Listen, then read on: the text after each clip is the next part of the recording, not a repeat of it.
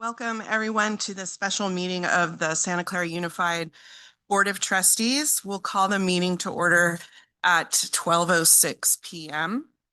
We'll do a roll call of our board.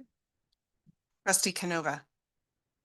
Trustee Fairchild. Here. Trustee Muirhead. Here. Welcome, everyone, to the special meeting of the Santa Clara Unified Board of Trustees. We'll call the meeting to order at 12:06 p.m. We'll do a roll call.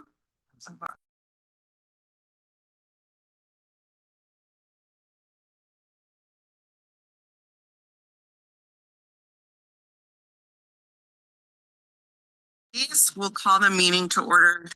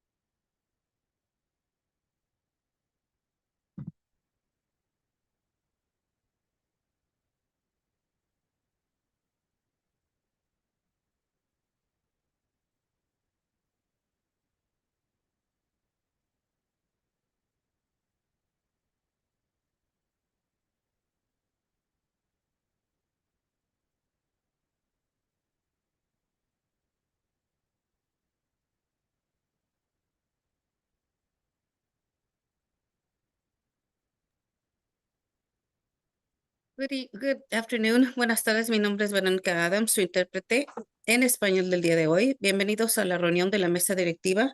Esta reunión está siendo transmitida por el canal en español de Zoom. Para escuchar esta sesión en español, oprima el botón que dice interpretación en la parte inferior de su pantalla y seleccione el idioma español. En este menú también puede seleccionar la opción de silenciar el audio original en inglés. Thank you.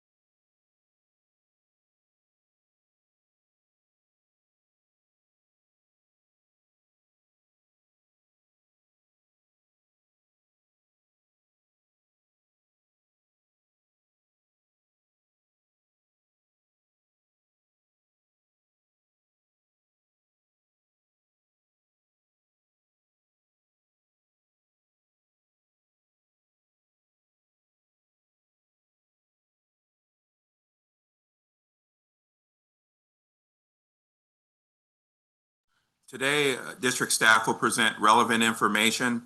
We're going to engage our trustees in the discussion about our district budget. And we're going to seek direction regarding the right sizing process. Next slide.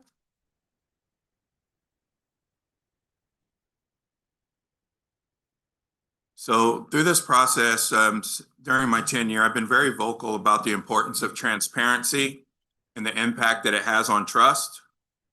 I've also shared my interest in leading through the 5 C's of trust. In today's conversation and the right sizing process will provide that transparency. And it's also going to test the 5 C's of competence, consistency, concern, candor, and connection. The district, as we've been sharing with our governing board in our community, we've been deficit spending for a number of years, and it's no longer sustainable. While we still have a fairly healthy reserve, we're depleting our reserves, and it's time to align our staffing with our programs and also our resources with student enrollment with our district needs. And today, we're going to give you a presentation that provides you with data that includes enrollment trends and projections. We're going to talk about our budget and our financial outlook. We're going to take you through the guiding principles activity that we did with our LAMPS group, our principals, and also our cabinet. And we're going to provide a space for board discussion and share timeline, and ultimately seek direction regarding the right sizing process. Some of you may be wondering how we arrived here. And we will share that in detail, but I do want to note that Santa Clara Unified School District's profile is similar to many profiles across the state. We've experienced declining enrollment over the past decade, and we haven't made staffing adjustments to address the decline. Instead, we've made decisions to provide supports to address the many needs that we have in our organization, particularly during COVID and post-COVID. It's important that we understand what right sizing is as we enter this conversation. Again, it's strategically aligning our staffing program and resources with student enrollment and district needs, but it also gives us an opportunity to evaluate our programs and maintain those that are making a positive difference in student growth and addressing the ones that maybe not making the growth. It's not a short-term fix. We seek to find a long-term solution, long-term stability with our budget. Now, I don't want to paint the picture like the sky is falling or that we're in a crisis. We're not, but we still need to move with urgency. We need to get a handle on our expenditures, and we need to shift from right sizing, which is a proactive strategy, and make sure that we stay there so we do not fall into that fiscal crisis, which would be a reactive solution. And as we enter this conversation, I just want to reiterate the roles. Our executive cabinet, our district leadership. We're responsible for putting together this process, seeking valuable input from our educational partners, and remaining flexible throughout this process. The role of our staff and community, we're seeking your input, and we ask that you remain informed and also flexible throughout this process. The role of our board of trustees, we're asking that you provide us with the information that you will need to take action when we bring these recommendations forward. The governance part, and my role as a superintendent, we have some difficult decisions ahead. And while this is a very collaborative process, the recommendation that's bringing forward, that will be brought forward to our governing board, would be my recommendation and would have my approval. So any grievances that come with the recommendation that's brought forward, I just ask that you bring them to me, not necessarily our executive cabinet or governing board. And with that, I would like to pass the presentation over to. Can I just, I noticed we have public comment for closed session, but we don't have anything in closed session, but we haven't. Are we going to take public comment? After the presentation. Okay, great. Thank you. You know, since you brought that up, I'm concerned that the closed session isn't properly agendized. It usually has to. There is no There closed is nothing session. on There is no closed session, then it's properly agendized. No, there's a separate Right, but it is on the agenda. agenda and There's a separate, yeah. Okay, there's a separate agenda for the closed session portion at 5:30. that's a separate meeting. Yeah, yeah. I understand, but the one for today does show closed session on this agenda. But nothing on it. Yeah. Because it's not properly. Right. Trustee Fairchild? Do we need to just amend the agenda and remove closed session and both C and D Sure, we can do that. so that people understand? So item C, public comment, I should have. And I'm sorry, I suggested didn't that. catch that. open session. Yeah, so I would like to move to amend the agenda to remove items C and D from this board meeting. Second, Rotterman. But we, D but- and E. but, actually, I was gonna say change C to just public. Just change it to public comment, open. Public session. comment on agenda. Agendized item. But that would just, that's part of B. Part of B. Okay. Well, okay, usually we have it called out as. public That's only if it's an. Okay, if that's it's on fine. agenda. Okay, so we're Sorry. just, Sorry. so we're gonna take off C and D and E. Yep. Okay, so I have a motion from trustee Fairchild and a second from trustee Rotterman to remove items C, D, and E from the agenda. All in favor, please say aye. Aye. All opposed? That passes 7-0. Okay, you can continue. All right, I'm next up on this, covering process and timeline. So we, Executive Cabinet came up with a four-phase process that each phase lasts approximately 1 month. The first phase is broken up into A and B, which is primarily August, September timeline. In phase 1A, we're gathering input on our guiding principles and potential priorities for our right sizing process. Starting with our leadership as we go through our communication process, communicating from, as we talk about kind of our inside out, starting with our cabinet, our labor leadership through our Labor and Management Partnership Steering Committee, our school site principals, and then we went to our general administrative meetings, or we call that GAM.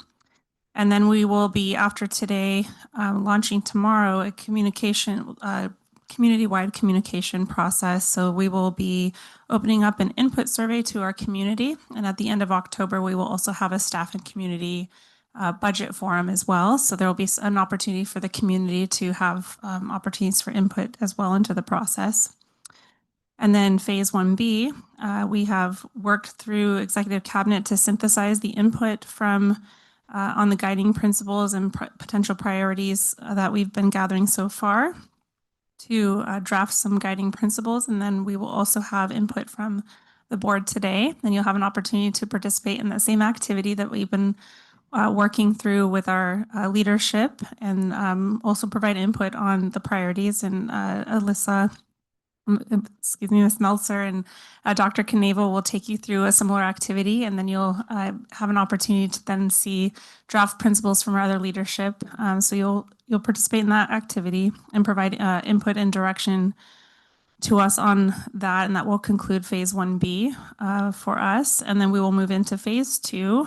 So from there, Executive Cabinet will develop recommendations aligned to the principles that we're looking for direction today on the principles that we will use to guide our decisions.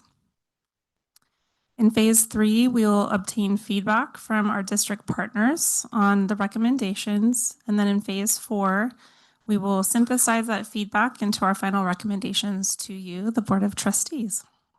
Trustee Canova?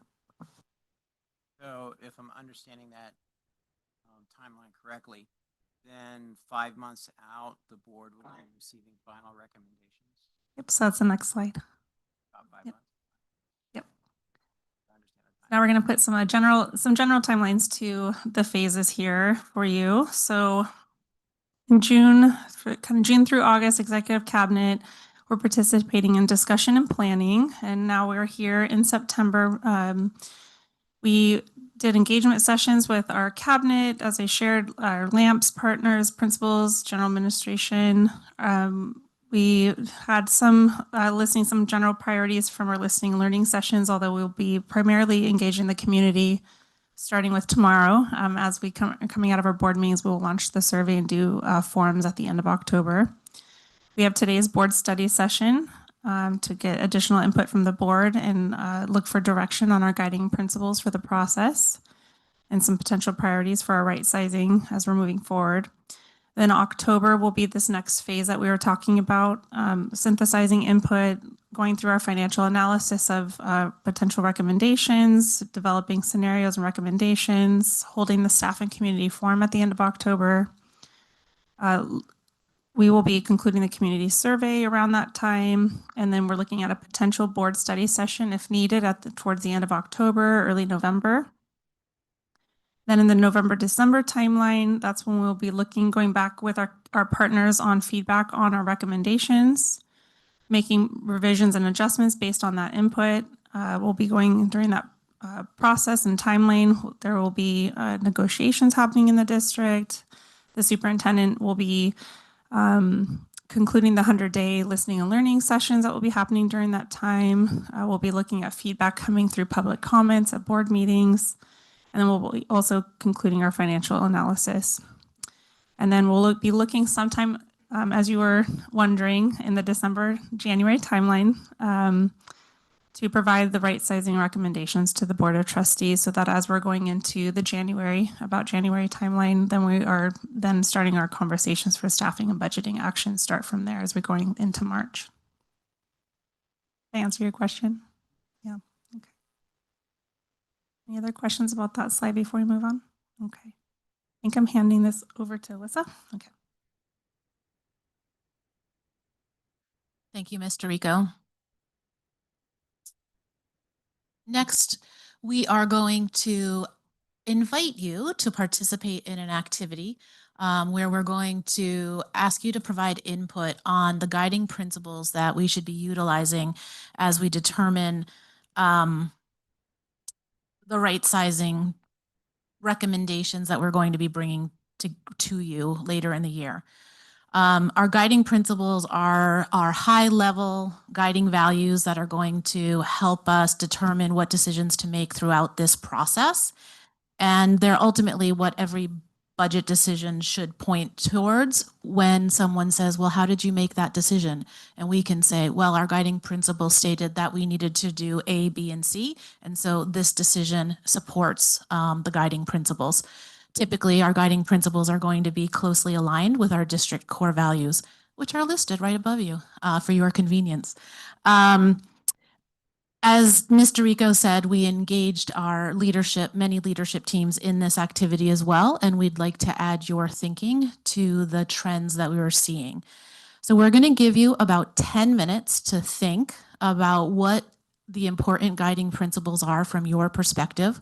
We're going to ask you to please brainstorm a set of 3 to 4 guiding principles that you think we should be utilizing throughout this process.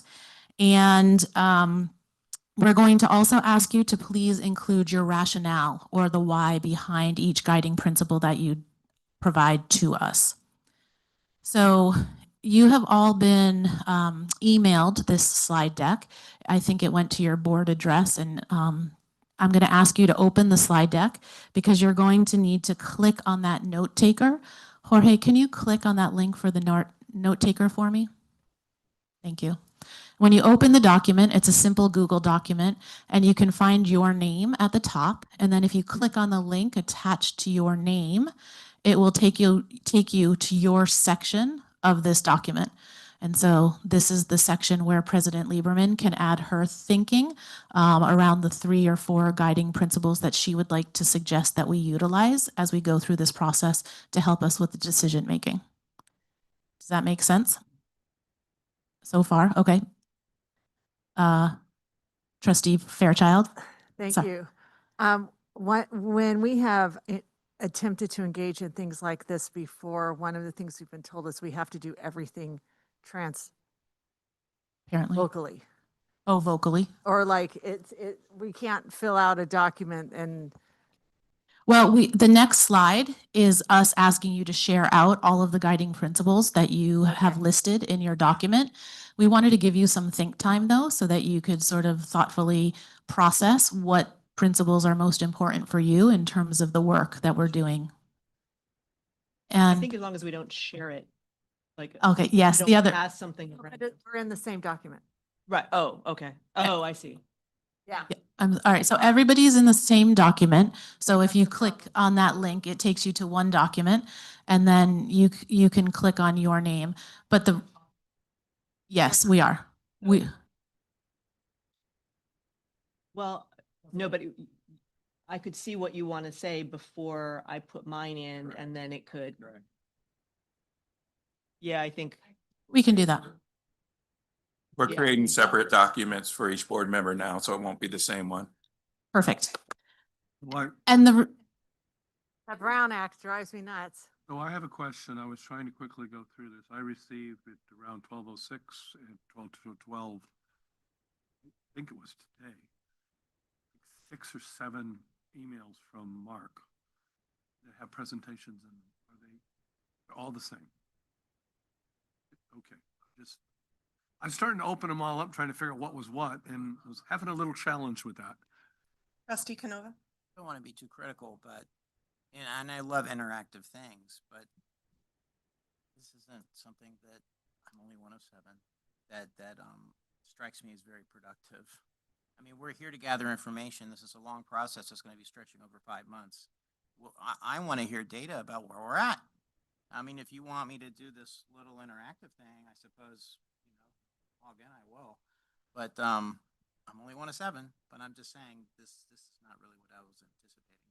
Well, I think the other stuff comes after this.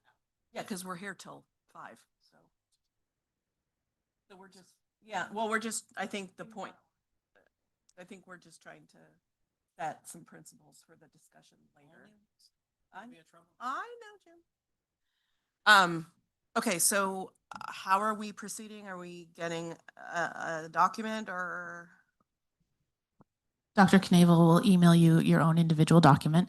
Then let me tell you what we're going to do with that. While Dr. Knavel shares the guiding principles, the trends for the guiding principles that we've come up with so far with our leadership teams, I will take all of that and throw it into ChatGPT or Gemini and sort of figure out what the trends are for the board. And then we're going to do a quick comparison conversation about what your priorities are in terms of the principles that will guide this work and what the priorities are from the leadership team and sort of see if there's anything missing so that we can ensure that we have your voice represented within the guiding principles that help us make decisions in this process moving forward. So we do believe, I think, that the guiding principles are things that we need to have in place in order to make decisions so that we can help prioritize some of the hard decisions that are going to be ahead of us. And we want to be able to refer back to input from the community that states these are the things that we value and these are the ways that we prioritize making decisions. So that's why we want your input on this so that you can help us with that process. And as you are thinking about this, we want you to be thinking about what values, principles are important in terms of student learning, equity and access, opportunities for efficiency across our district, both on the academic and the operations side of the house, and what other supports are essential for student success as they go through their educational journey here in Santa Clara, both inside and outside of the classroom. Ryan? Yeah, I'm happy to brainstorm and think about the things that I think are important. I just feel like I don't have a model of what, when you say a guiding principle, what that looks like, how broad or narrow it should be. I feel like I need a little bit more guidance on, so I part of me doesn't want to see Right. what leadership came up with beforehand, because I don't want it to necessarily influence what I write, but I also don't quite understand what this looks like. I think that, I'm sorry, Trustee Fairchild. I also think because we didn't see the slide deck before the meeting, I mean, this wasn't attached to the agenda. It's kind of feeling a little out of the blue. So, yeah, like there was nothing in the slides that were attached to the agenda. And that doesn't, for me, that doesn't feel transparent because it was just, I mean, what was attached to the agenda was like 10 slides. And I would, Trustee Rotterman? Yeah, I'm gonna maybe jump on the train a little bit. When I did open this, first off, I can't figure out how to get to note taker. That's a different problem. I looked through and there's an enormous amount of data presented there. And so what I would have wanted to do in this process before I suggest what I think needs to be done and support and et cetera, would be to look at the data that's there, because we try to be data driven to say, okay, you know, in terms of my assessment, these are areas that I think are really important for us to focus on or things that we need to concentrate on. I don't think I can assimilate all of that data, brainstorm, put something together and spit it out in 10 minutes. I just don't see that happening. So maybe this process, I don't understand it well. Maybe you're going to have us just give our initial gut reaction based on being on the board for a while and then provide data and then we I don't refine think that. it's specific recommendations. I think it's make sure the principles are student centered. Like, I think it's more like a generic type of recommendation. But I don't really want to waste a whole lot of time debating this because we need to move this process along. So if people would like to wait and do this at the end, let's just wait and do this at the end because we just need to go. So let's do this at the end. At some point, I need somebody to show me how to get on Note Taker because I can't find the link. The Luddite of the crowd.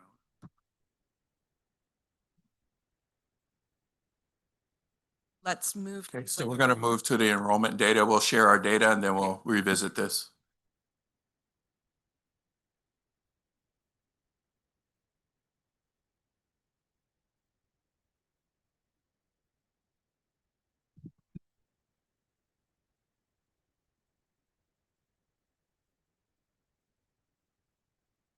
Trustee Yes. Fairchild?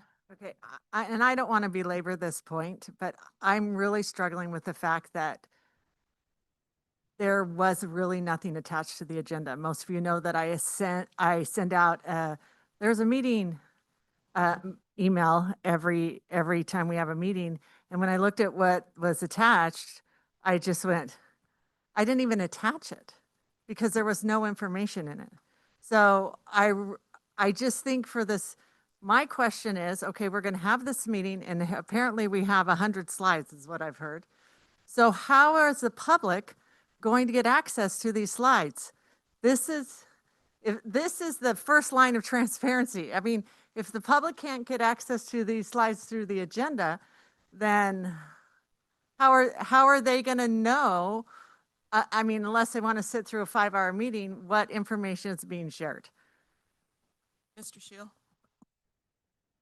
So the slides were not finalized up until shortly before the board meeting started. So that's part of the reason why. The admin summary states that the presentation was not going to be attached and that it would be attached to the board agenda after the meeting was closed.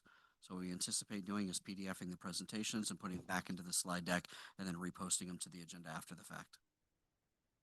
I guess my concern with that process, even though you stated it, I'm questioning the legality. No offense, because we've had legal before talk about adding things to the agenda after the meeting.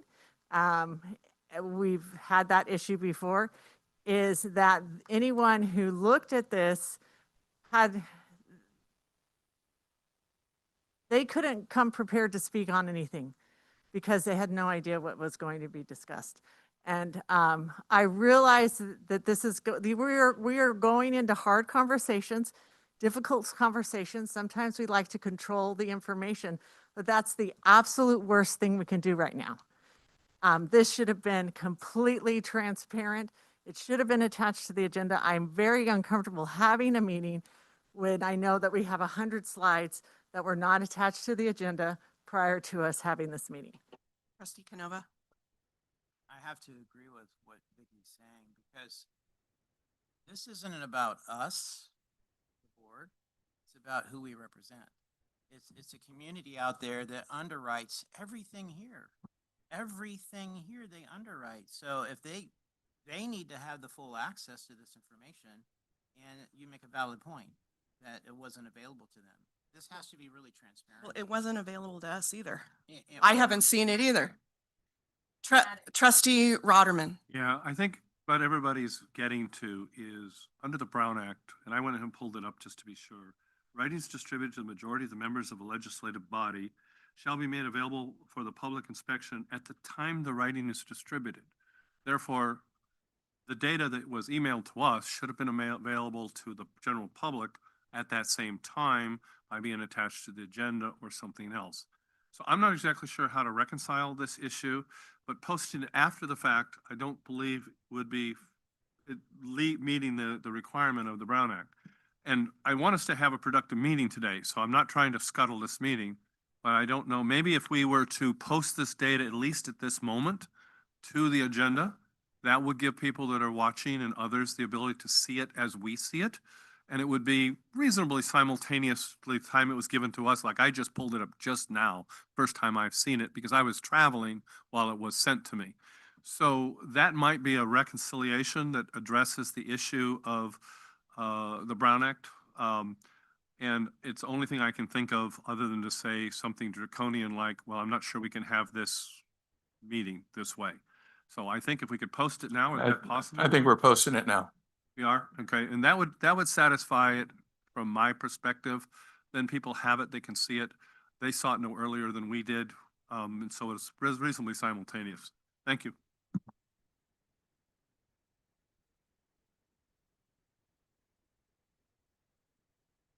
Can you let us know when it's posted and then we can continue?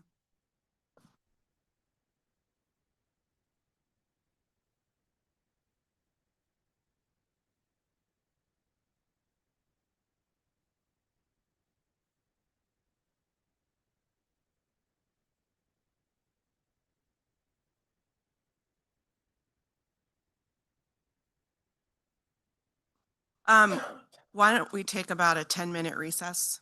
And then we'll reconvene at like 10 till 1.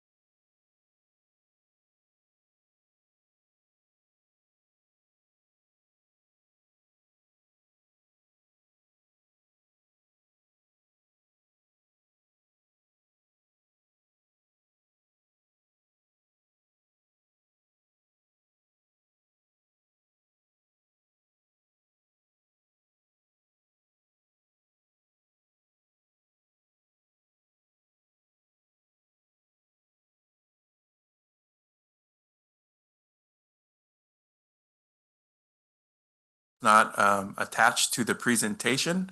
We were finalizing those slides, and we did put a message that they would be available after the meeting. But now we do have them posted to the agenda so that our community can take a look at our slide deck as we go through the presentation. We also will have a video message that goes out to the community highlighting the highlights of this meeting. It will discuss the guiding principles that we finalized today, and it will also summarize some of the board direction that's given to us. So we've been working on that video. So we want to be as transparent as possible. We want to make sure that our community is aware of and how we're navigating this process. Dr. Wright, I'd like to just make sure with our tech, most of the important part of that conversation for the public, it showed board meeting paused. If the audio was going through, I don't think it's a problem, but if the audio was cut off, sorry, they didn't hear what you said. So I don't know if the audio was turned on or not. Was it? Okay. Okay. Yes, Trustee Watanabe. Thank you. I just wanted to add, thank you, Dr. Wright, for sharing that information.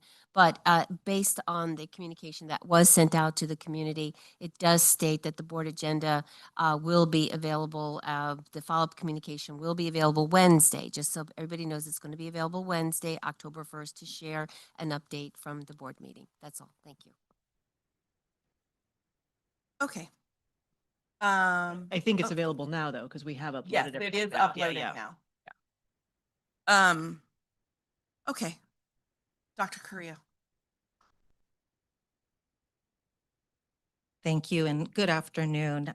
We're pleased to be here today to share our enrollment presentation as part of this special board study session. We know that enrollment plays a key role in conversations regarding district structures, systems, and resources, and we anticipate that this information will help the board and our district leadership and community in these important conversations.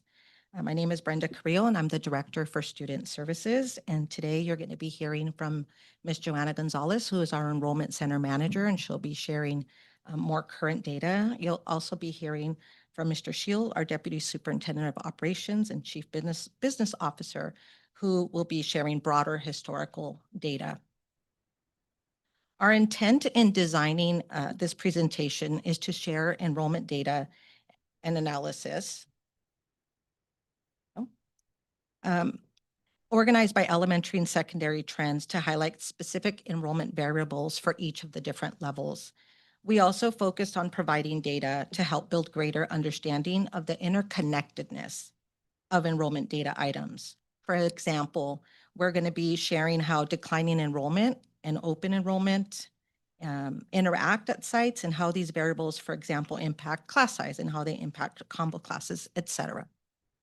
While you've heard some of this information in past enrollment presentations, our aim today is to provide an opportunity for a closer examination of these important elements of enrollment. We're also going to end the presentation with some considerations to help guide a conversation based on all of the data that you're going to be hearing today.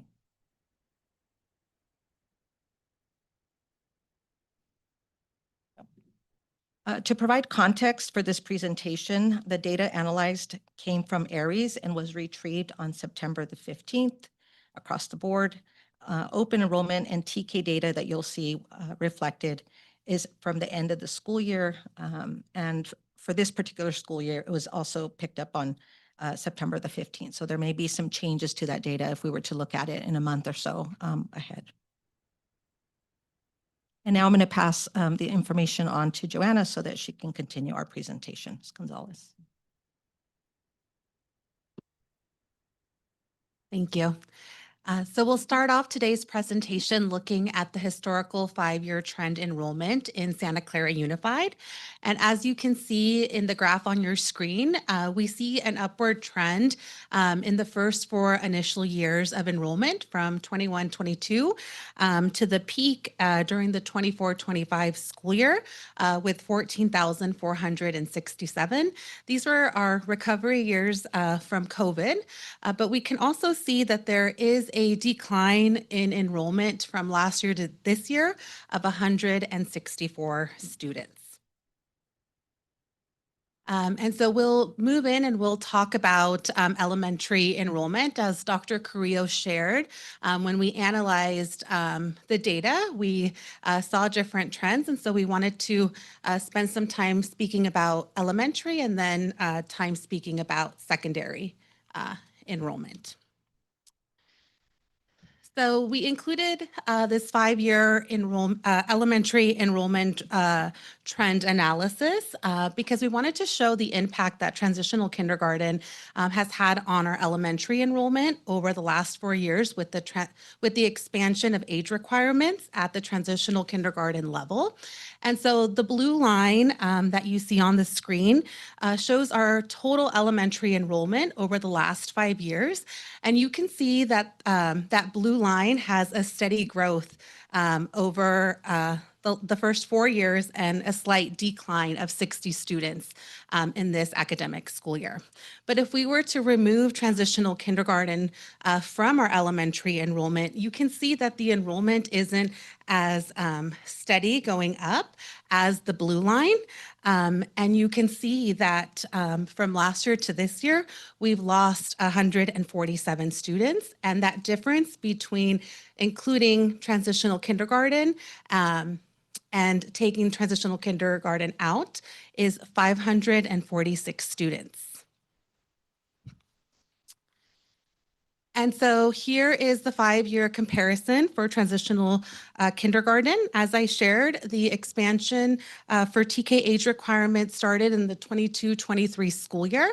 And so in the horizontal row, you can see the months of age expansion over the last 5 years.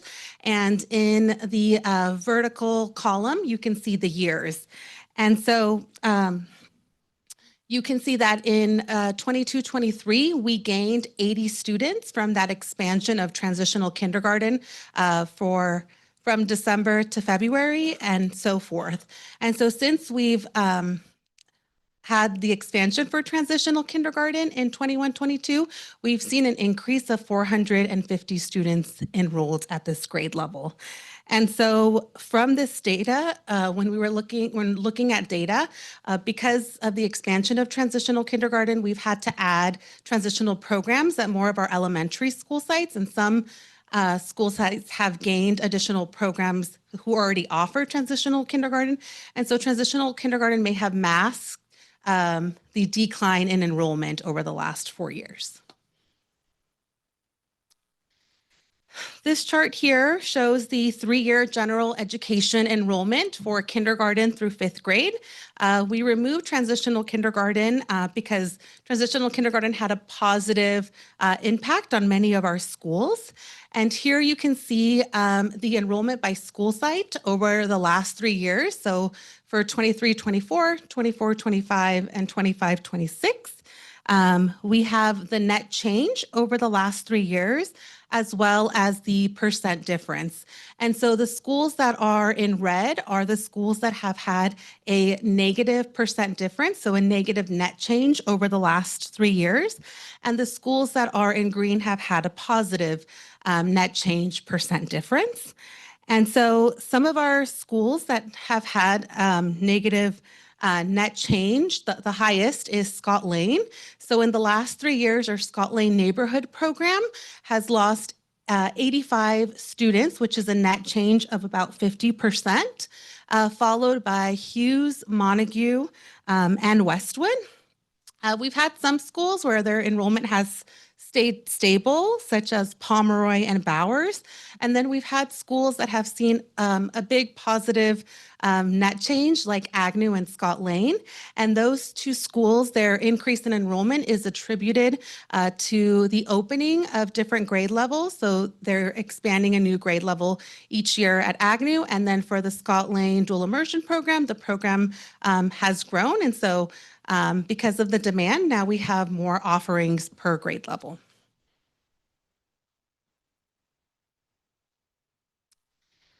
This chart here shows our 3-year trend data for class size and from transitional kindergarten through 5th grade. It's important to note that our class size has changed over the last 3 years. And so in the 23-24 school year, our class size for transitional kindergarten was 20-1. Our K through 3 was 22-1, and our 4-5 was 27-1. In the 20, which was similar in the 24, with the exception of transitional kindergarten, which went up to 22 to 1. And then in the 25-26 school year, our class size in the K3 has increased to 24-1, and the class size in the 4-5 has increased to the 29-1. The class sizes that are highlighted in blue, those are classes who had an average of 75% or less of the max enrollment. And so oh, yes. Trustee Fairchild. I want to ask a question about the blue, because just looking, for example, at Bracker, you have 3, it appears, so you have the years, is that the right, on top? Correct. And they're by grade level. So, for example, if you look at Bracker, it's it starts with TK, and then it has the 23-24 school year, the 24-25, and the 25-26, and then it moves to kindergarten and first grade and so forth. Okay, so it says the average class size. So am I to understand that we have classes of 15? That was for last year. That is correct. Yeah. 14 this, Mhm. 14 this year? Yes. We didn't do any combined classes? Not at the kindergarten level. No. And so then I'm looking at, we have Hughes and Montague at class sizes of 12? Correct. Yeah, so we are having low class sizes at Montague and Hughes, which was going to be my next talking point. We have seen a decline in enrollment. So if you refer back to the other slide, those were schools that were at the top that were experiencing a high net change. Montague and Hughes in the 23-24 school year and the 24-25 school year, they actually took a lot of overloads from Agnew, and so that could have masked the decline in enrollment. As I have shared in previous conversations in the previous 2 years, they took in a lot of overloads from Agnew because Agnew was over-enrolled at the kindergarten and first grade level, but throughout the grades that they were opened. But this year, we've had far less students overloaded from Agnew, and so you could see that decline in enrollment at Montague and Hughes more clearly. Trustee Muirhead. I wasn't sure if you wanted to be interrupted in the middle. Are we asking questions as we go? Yeah. So what I was wondering is Scott Lane English only dropped 85 students, but the DLI program increased 53. Any idea if it was just some kids from the English only change to the? Yes, and we'll share that in the upcoming slides on how open enrollment is impacting some of these declines in enrollment. So it's coming. Okay. Can I just suggest that maybe it's one thing for a clarifying question, like what does that mean? But I mean, I have some substantive questions too that we let them finish. If we can move. Yeah, on. if it's substantive, wait, but if you have a clarifying question about Like you the just don't slide, understand like, what does something. that mean Yeah, or yeah, whatever, then yeah. And then just an important note, we do have combo classes in some of these grade levels by year. So I did my best to try to find the class size average, given that in some of these combo classes, it's like half second grade, half third grade. And so I did my best to find that average. And then this is our combo classes slide chart over the last 3 years. So you could see the combo classes in the green. And so combo classes were at 13 in the 23-24 school year. They dropped to 11 and have now increased to 14. Two important points that I would like to make when looking and analyzing this data is one, that our schools that are experiencing combo classes tend to have a decline in enrollment. And so the decline in enrollment does increase the likelihood of a combo class. And once you have a combo class in one of the grade levels, especially in that first grade through third grade, it's very hard to dissolve that combo class because that class is already small. And so we don't really see an influx of students enrolling in particular grade levels as the grade levels get higher. And then this is our special education MSN and ESN, which is the mild, moderate support needs and extensive support needs enrollment trends from the 23-24 school year to the 25-26 school year.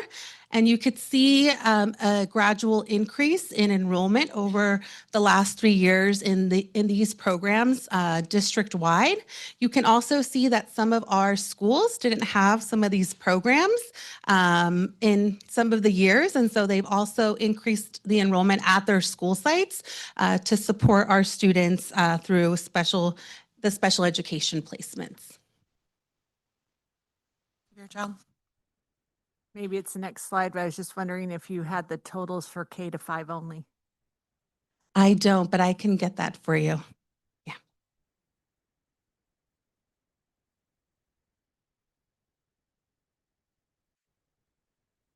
Okay. And this chart here represents the open enrollment for the 25-26 school year. So this is the total number of students attending a school through the open enrollment process.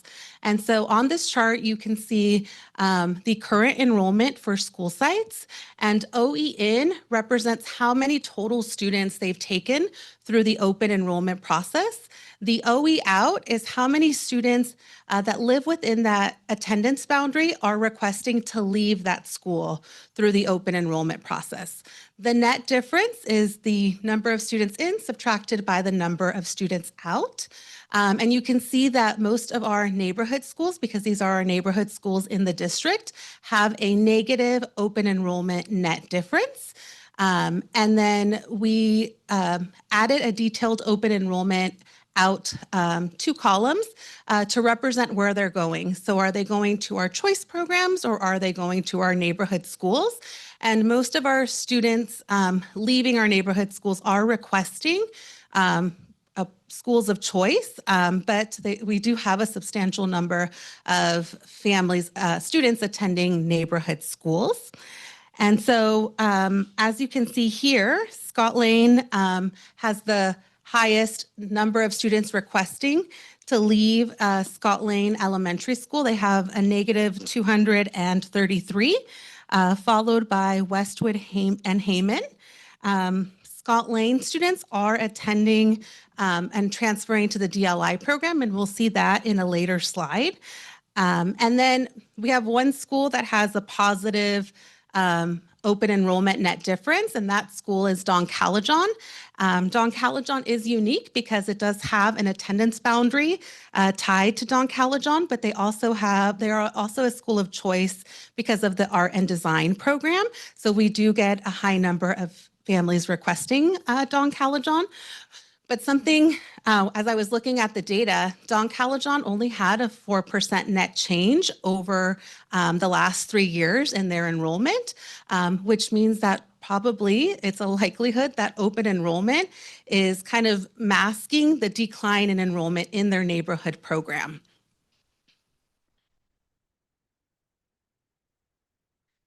This graph on your screen shows the number of boundary students attending their neighborhood school, which is the percentage in the blue.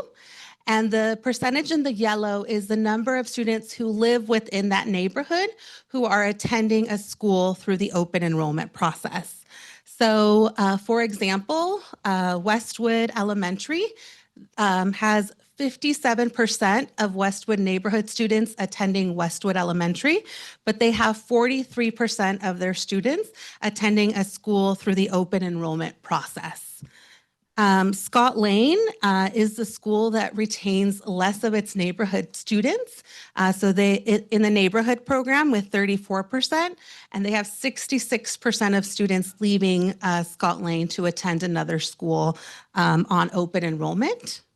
That's a real quick clarifying. If they leave the EO program and go to the DLI program, would that be showing here as them leaving? Yes. Yes, because they're And- two separate. You don't programs. have a figure for the Scott Lane DLI on these. I do. It will It'll be, come up later? yeah, or where they're coming from. Yes. And then Agnew and Ponderosa, they retained, they were the two schools that retained more of their boundary students than students leaving through the open enrollment process.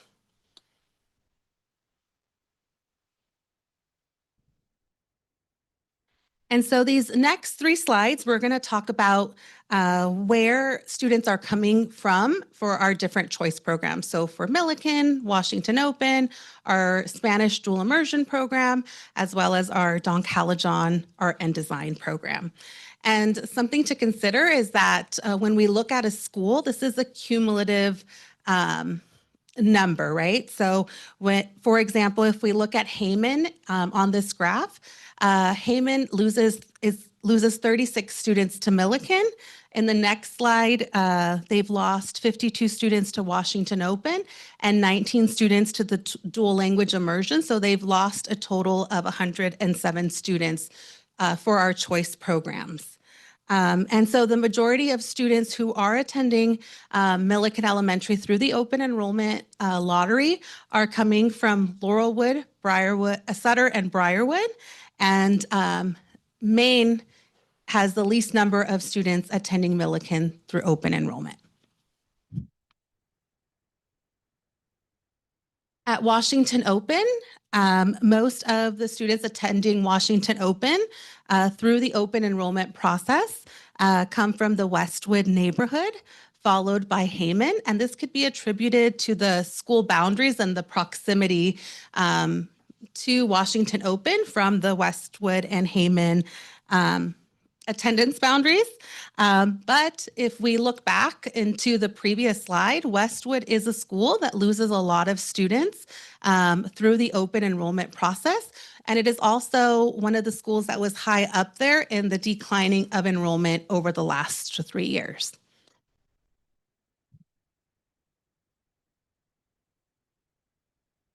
And then this is our enrollment by school of residence for Scott Lane. So you can see that a lot of the students in the Scott Lane neighborhood program are transferring into the Scott Lane dual immersion program. And so this has impacted the enrollment in our neighborhood program by reducing the number of classes that we have in our neighborhood program, and it could potentially impact the class size and potentially the need for combo classes in our Scott Lane neighborhood program. And then this is our Don Calajon by School of Residence. And so most of the students who attend Don Calajon do come from the Calajon neighborhood, but those who are attending through the open enrollment process are coming from Montague, Central Park, and Hughes. And these 3 schools, if you go back to the slide on declining enrollment, they were some of the top schools that were losing students over the last 3 years. I'm going to transition to secondary enrollment, where we don't have a lot of schools in our secondary schools, but we're starting to see similar trends to the ones that we're seeing at the elementary level. And so here on this chart, you can see the 3-year general education secondary enrollment. On the top, you see our middle schools. Huerta Middle School has seen the largest net change over the last 3 years. So they have had a percent difference of 10%, where Cabrillo, Peterson, and Bookster, their enrollment has remained fairly consistent over the last 3 years. And then Caledon has had a 16% increase, and that could be in part to our art and design program. At our high school level, Santa Clara and Wilcox have experienced a decline in enrollment. And this could be attributed to the opening of McDonald and the expansion of grade levels every year. And McDonald shows a positive net change, and that is linked to the change of boundary and the opening of a grade level every school year.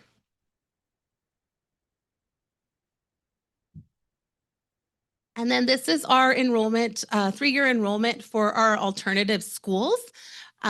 Wilson Community Day in New Valley, as I shared in previous board presentations, this data was taken in September, and they tend to get an increase in enrollment during the grading periods or at the semester.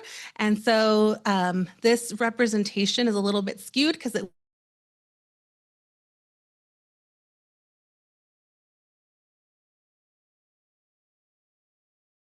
their enrollment has stayed consistent, and their enrollment happens before the beginning of the school year as students are accepted to MEX through the application process. And then this is our 3-year special education enrollment trends for our mild, moderate support needs and extensive support needs program. And their enrollment dropped a little from the 23-24 school year to the 24-25 school year, but then has remained consistent these last 2 years.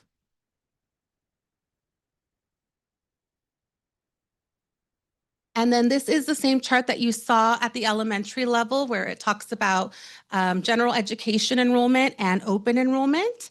And as you can see here, Huerta has experienced the highest open enrollment net difference compared to our other middle school sites.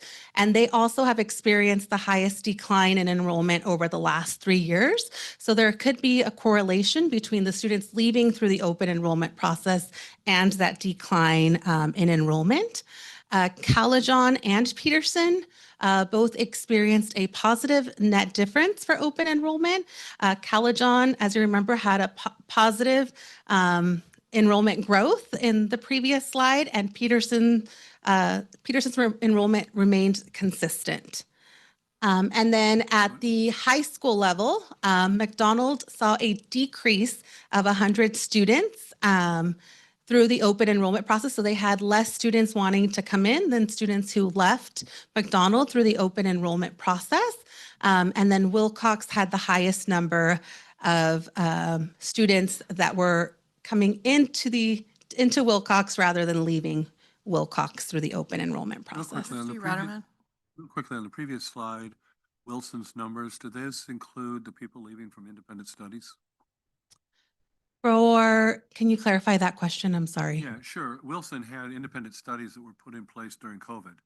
And so I'm curious if that part of that decline is attributable to the independent studies, or whether that number is included here. If I remember correctly, the last year that we had the elementary middle school was in the 22-23 school year. So they are not in these numbers because we're taking them from the 23 high school number. So Wilson High School. So it had independent studies to accommodate some of the people that didn't want to show up for COVID. Mm-hmm. So after COVID was over, I believe quite a few of those left that independent study program and went back into comprehensive schools. I'm just curious if this number was included here. Yeah, so they're all included in the same database. So they would have been within the Wilson High, that number for Wilson High School. Thank you. Yes.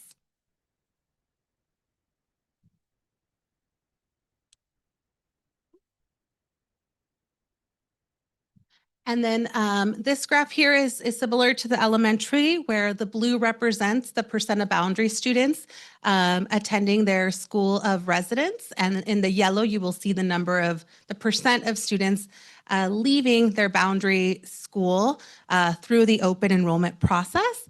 And so Huerta has the highest percentage of students leaving through the open enrollment process at 10%. And Peterson retains a lot of their students, their neighborhood students. So they have a 99% students who are enrolled are attending their neighborhood school Peterson, and only 1% leaves Peterson through the open enrollment process. At the high school level, McDonald has the lowest percentage of boundary students attending McDonald High School with 87%, and then 13% of their students are leaving McDonald to attend either Wilcox or Santa Clara High School.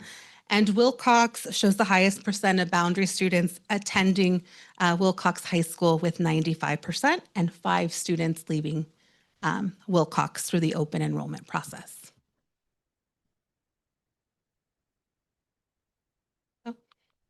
I was just about to ask something, but then I saw it at the end and bottom of your last slide, and my question is why?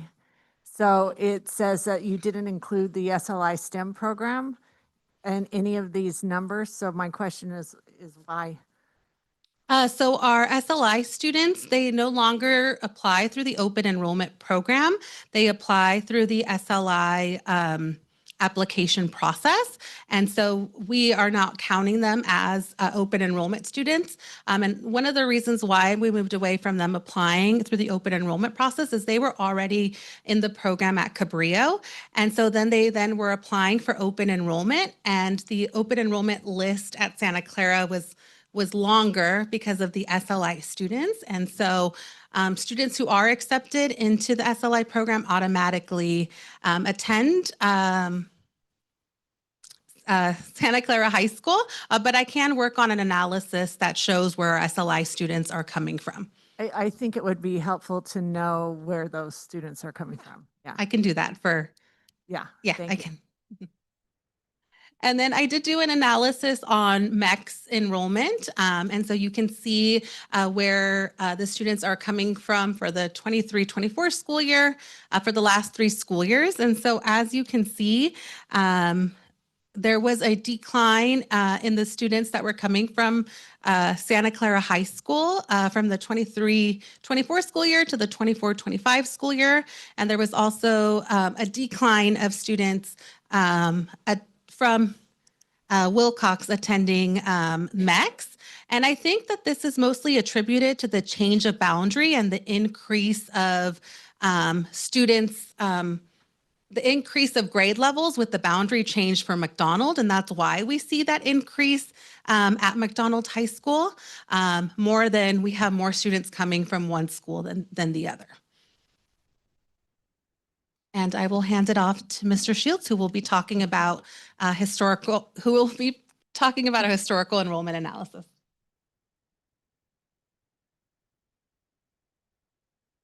Good afternoon.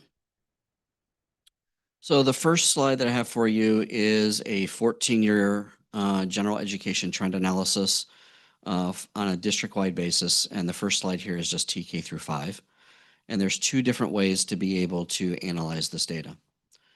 The first is that you can look at it from top to bottom within each of the individual grade levels. And so when you do that for kindergarten, you can see that from 2012-13, when we had 1,359 students, today we're at 1,010, and so that has declined by 349 students.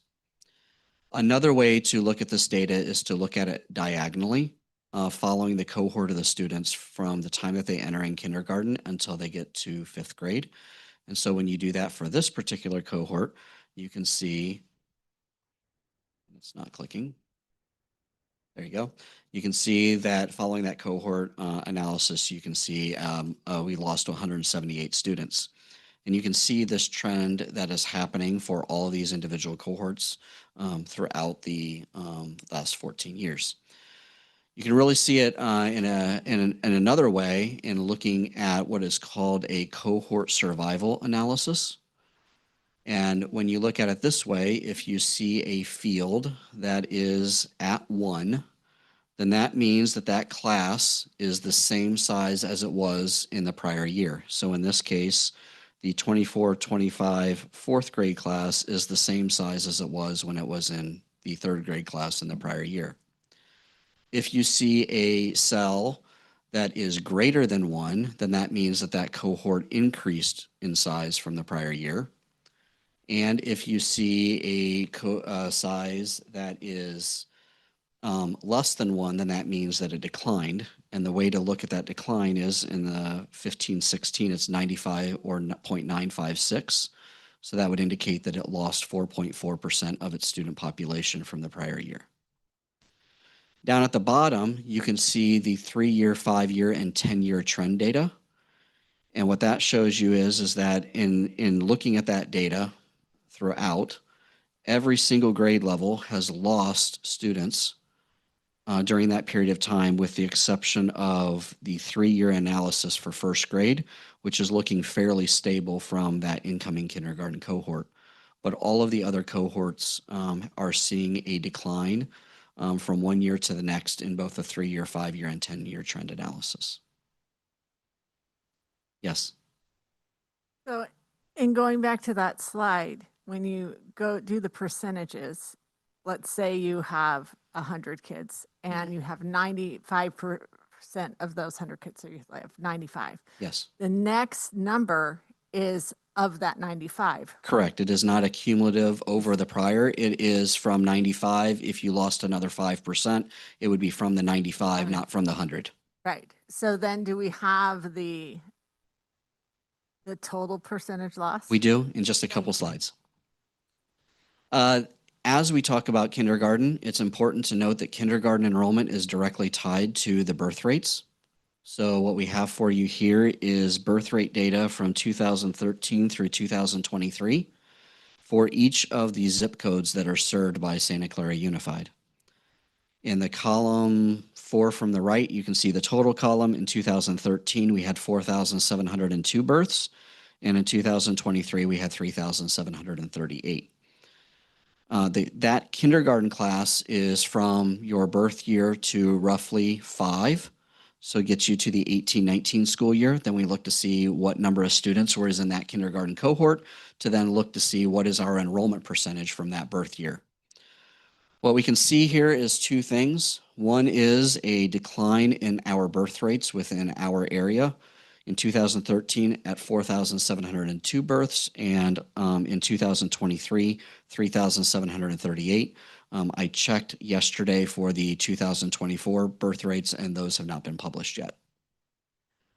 As you look at our incoming kindergarten enrollment, again, we can see the decline in the kindergarten enrollment, and our percentages were around the 25 to 26% range in 2018-19 and 2019-20.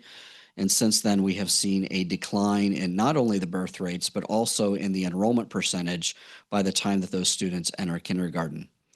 If we were to use the 3-year average, which is typically what I use when projecting the next year kindergarten cohort, I use a 3-year average. That would be 23.6%. So if I were to finalize the enrollment projection for next year for the incoming kindergarten class, I would project that kindergarten class to be about 914 students. I'm going to ask you to hold that in your mind for a moment based upon an additional analysis I'd like to provide for you in a few slides. This is a very similar analysis that I did for the elementary level, but this is specifically for secondary and just looking at 6th through 12th grade. Just going to leave it up here for a moment for you to look at it.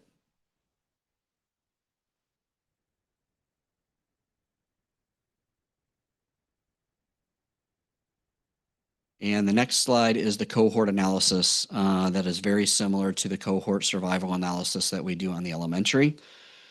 Here, I'd like to say that we typically see a drop in 6th grade from 5th grade of about over the last 3 years, it's only been about 3.5%, but over the 10-year trend, we have lost as much as 7% over the 10-year trend. We typically then see 6th, 7th, and 8th grade being fairly flat. We receive about a 4% increase in 9th grade from the 8th grade class. And then from there, that cohort is pretty well flat from 9th grade through 12th grade. While that is our trend, I want to cause you to look at 2025-26, where you can see that in the 9th grade class, when we typically see about a 4 to 5% increase, this year we actually saw a 0.5 or a 0.6% decline. So we did not receive our bump in the incoming 9th grade class that we normally see. In 10th grade, we normally see about a 1 to 1.5% increase. We actually lost 1% in this year's 10th grade class. In 11th grade, we normally see about anywhere between a 0.5 to a 1% increase. We lost 0.4%. We'll call that flat. And then the senior class is fairly well within the last 3-year average. I only say that to mean that what we see this year and this year's current 9th, 10th, and 11th grade classes has not followed trend.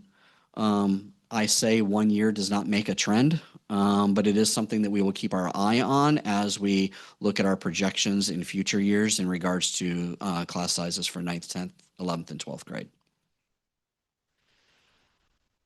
This is the cohort analysis to be able to follow a cohort all the way from the kindergarten class all the way through 12th grade. And can you click it for me? It's not. There you go. So if you follow the current senior class, you can see that it is currently at 1,151 students. They entered in as kindergartners in the 2013-14 school year at 1,410, and so that represents a decline of 259 students from the time that they entered kindergarten. This is not what I would call an anomaly. If you looked at this slide, if you look at this slide throughout there, you are seeing very similar trend type data where the incoming kindergarten class and seeing a decline. So for example, this year's junior class is at 1,018. It started in 14-15 at 1,244. If you go back even to the senior class from 2 years ago in the 23-24 school year, they were at 1,058, and as first graders, they were 1,408. So this is not a new trend, but it is a trend that is happening throughout the district. This is further supported by this next slide, and Trustee Fairchild, this goes to your question.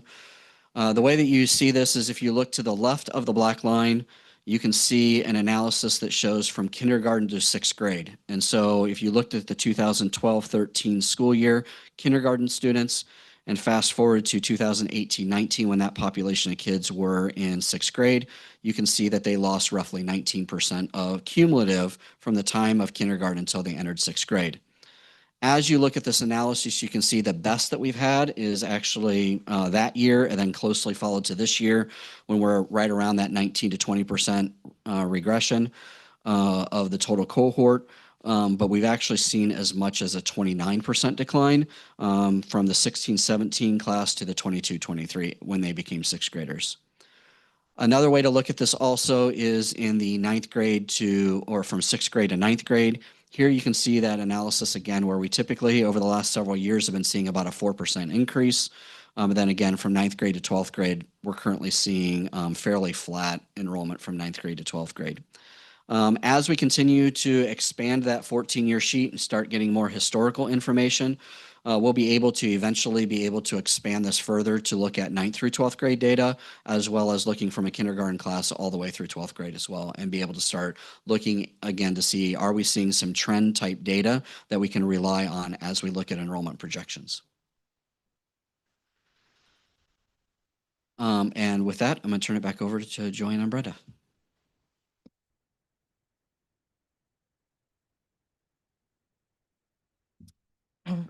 Thank you, Mr. Shield.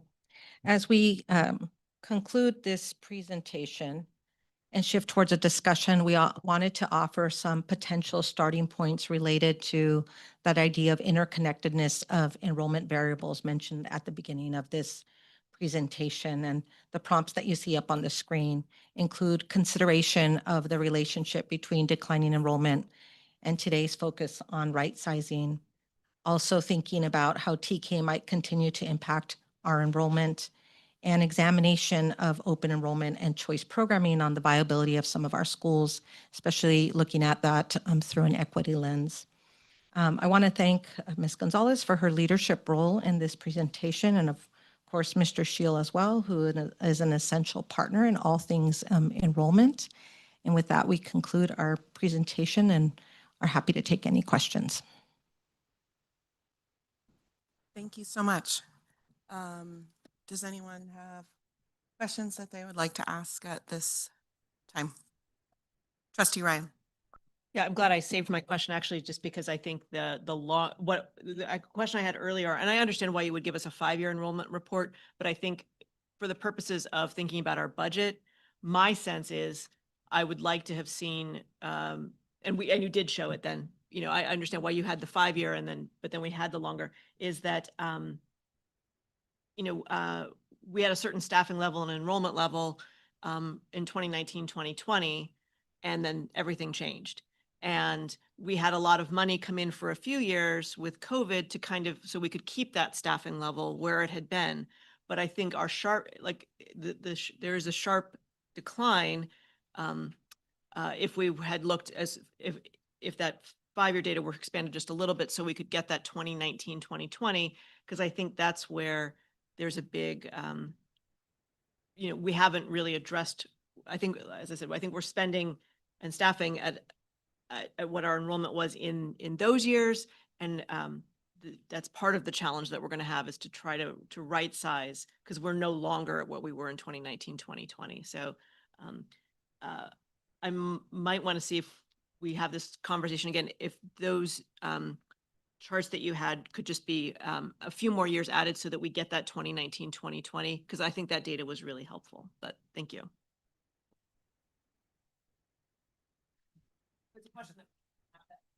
Yes. Trustee Canova.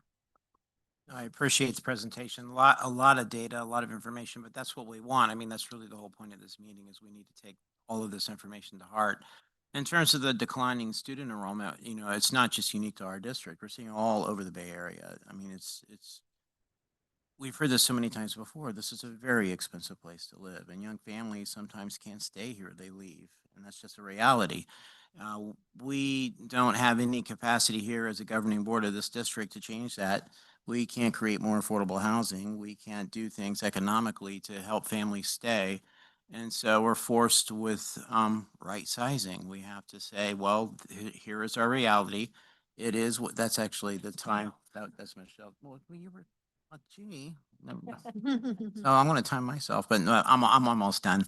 But the whole point of the right sizing is that, obviously we need to take a very honest look at the fact that we are geared for a larger student population than we have.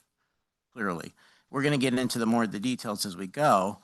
This is just the beginning of this process, but we are clearly dialed in for something of the past that's no longer the reality of today. And that's what we're struggling with. Trustee Watanabe. Thank you. Make sure you time me now. I think I have 3 questions.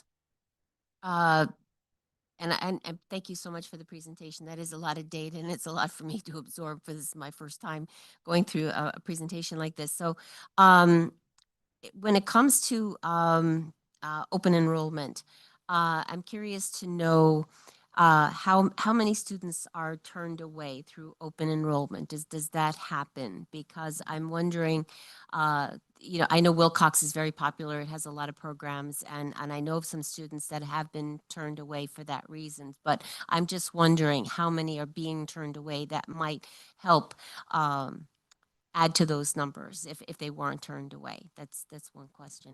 Yeah, I don't have that data in this presentation, but I'm happy to provide that information to the board. But we do this year, families who applied for open enrollment for Wilcox High School, if they applied, I mean, I would have to go back to my notes to see how many. I don't want to give you the wrong number, but I do have that data, and I can share that data. Thank you. And regarding the concern about the choice schools, I see one of the questions posed is about continuing to offer families choice while ensuring the viability of all the SUSD schools. I understand, but when you see that how the enrollment, the open enrollment is being impacted as a result of those schools of choice, if other schools were able to offer, say, like Calajan, went to the School of Art and Design, and that has actually had a positive impact on the numbers. I know that it would take work and research, But is that something that we could do as a school district to make those choice programs available to keep those students in those schools and to keep the attendance up? Yeah, that would be a question for executive cabinet in terms of bringing in different programs to our schools. We do see, right, that our choice programs are popular, and so families tend to look at our choice programs, specific for their child and their child needs. So that would be a question for executive cabinet to decide of expanding different choice programs or offering different choice programs in our district. Trustee Fairchild? Oh, I was just going to add to that because I think this is an important point. We take students off the open enrollment list on a rolling basis. So as we have spaces, we continue to take students. And one of the things that we noticed in looking at the data this year is that for students that got offered an open enrollment placement later in the school year, after 3 or 4 weeks had passed, some of them are declining because they're finding that being at their school actually is a good place for them and is a good fit for them. So I think part of the conversation is perhaps some perceptions of our schools, and if sometimes what we're finding is if we give students an opportunity to start at their neighborhood school, they're choosing to stay. And so we just started to look at that data, and I think that's something that we can dig in a little bit deeper as another variable. Trustee Fairchild? Thank you, President Lieberman. One of the things that we discussed, maybe I'm not sure how many years ago in the last few years, was about right-sizing school staffing. Because when we are not appropriately staffed for the number of neighborhood students, we create the opportunity where we have to accept students from outside through open enrollment. If the school has space, it has to accept those students. And so by having kind of not a tight staffing, we've kind of created a problem where I feel like we get more and more students who are leaving, it seems like, their school of residence. That being said, it's just something that I've been thinking about making sure that our initial staffing of the school is pretty tight to the number of neighborhood students. Even though we've received a lot of data, and it's been, I think all of us are wanting some time to breathe and digest it. One of the things that I was hoping to see is kind of a picture of each school. So I know that we have combo classes in some schools, but like when I look at, say, just different schools, what does that staffing look like? They have how many kindergarten classes, what are their combo classes? I mean, we've just seen so many numbers, but what does it look like at a Bowers? What does it look like at a Ponderosa? What does it look like at these various schools so that we kind of get an idea of what we're dealing with, where it feels like there's so much information, but what does it look like for each school? Does that make sense? Like, I don't know, when you're talking those combo classes, do we have a school that has more combo classes, that has like, we know the average is 15, but do they only have 30 kids per grade? Like, just kind of that data per school would be very helpful for me to kind of get a picture of what we're talking about with some of these schools that are in the 200s. Yeah, we can provide that data, that specific data to the board by school site. Trustee Rotterman? Yeah, I want to be careful how I phrase this because I think the analysis and the work that's done has been excellent. I think we're also in a period where you would call it elevated projection error. It's really hard, given the data that we have, because I think there's a lot of causality issues that are very difficult to analyze and figure out. Also, there's a couple of areas where there's some data. For instance, SLI data is not in there, so it skews things a tiny bit, but it's not that large a program. But my concern, we're also recovering from the COVID era. And the COVID era, you can see that recovery taking place in the cohort data.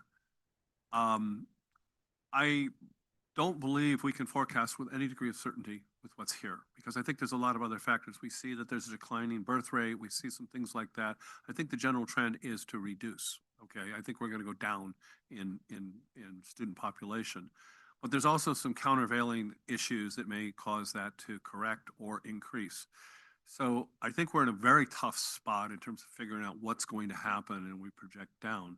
So I think we need to use a great deal of caution, because one of the questions here was, you know, what is the enrollment process and how do we look at this?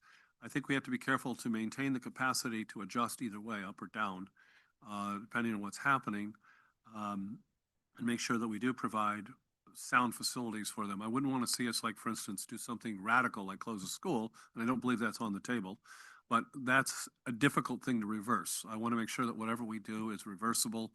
And I do think this data is extremely hard to digest, not because of the fact that it isn't presented well. I think it's presented extraordinarily well. I just think the circumstances, we're in a volatile period where we don't really know exactly what's happening and how it's going to affect. Our tech sector, for instance, could take a huge hit from some of the things going on in the national politics. Which would affect things more radically than we've got here. It also could recover, which would push things the other way. Thank you for your time. Mr. Shield?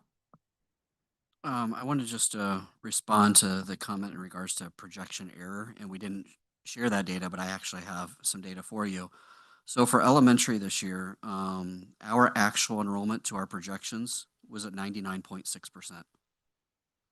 So we were within 0.4% of what we anticipated seeing. At the middle school level this year, we were within 3%. And as I said before, there were some anomalies that we saw this year within our 6th grade class that we haven't seen in prior years. So that makes up the large portion of the difference there. And in the high school class, again, we were within about 3.5%. And as I said earlier, we saw some things in the 9th, 10th, and 11th grade classes this year that we had not seen in prior years. So I think the process that we're using collectively for our projections are pretty sound based upon the data that we have. But as always, you're going to see some anomalies in the data and from one year to the next that you can't anticipate. Trustee Muirhead?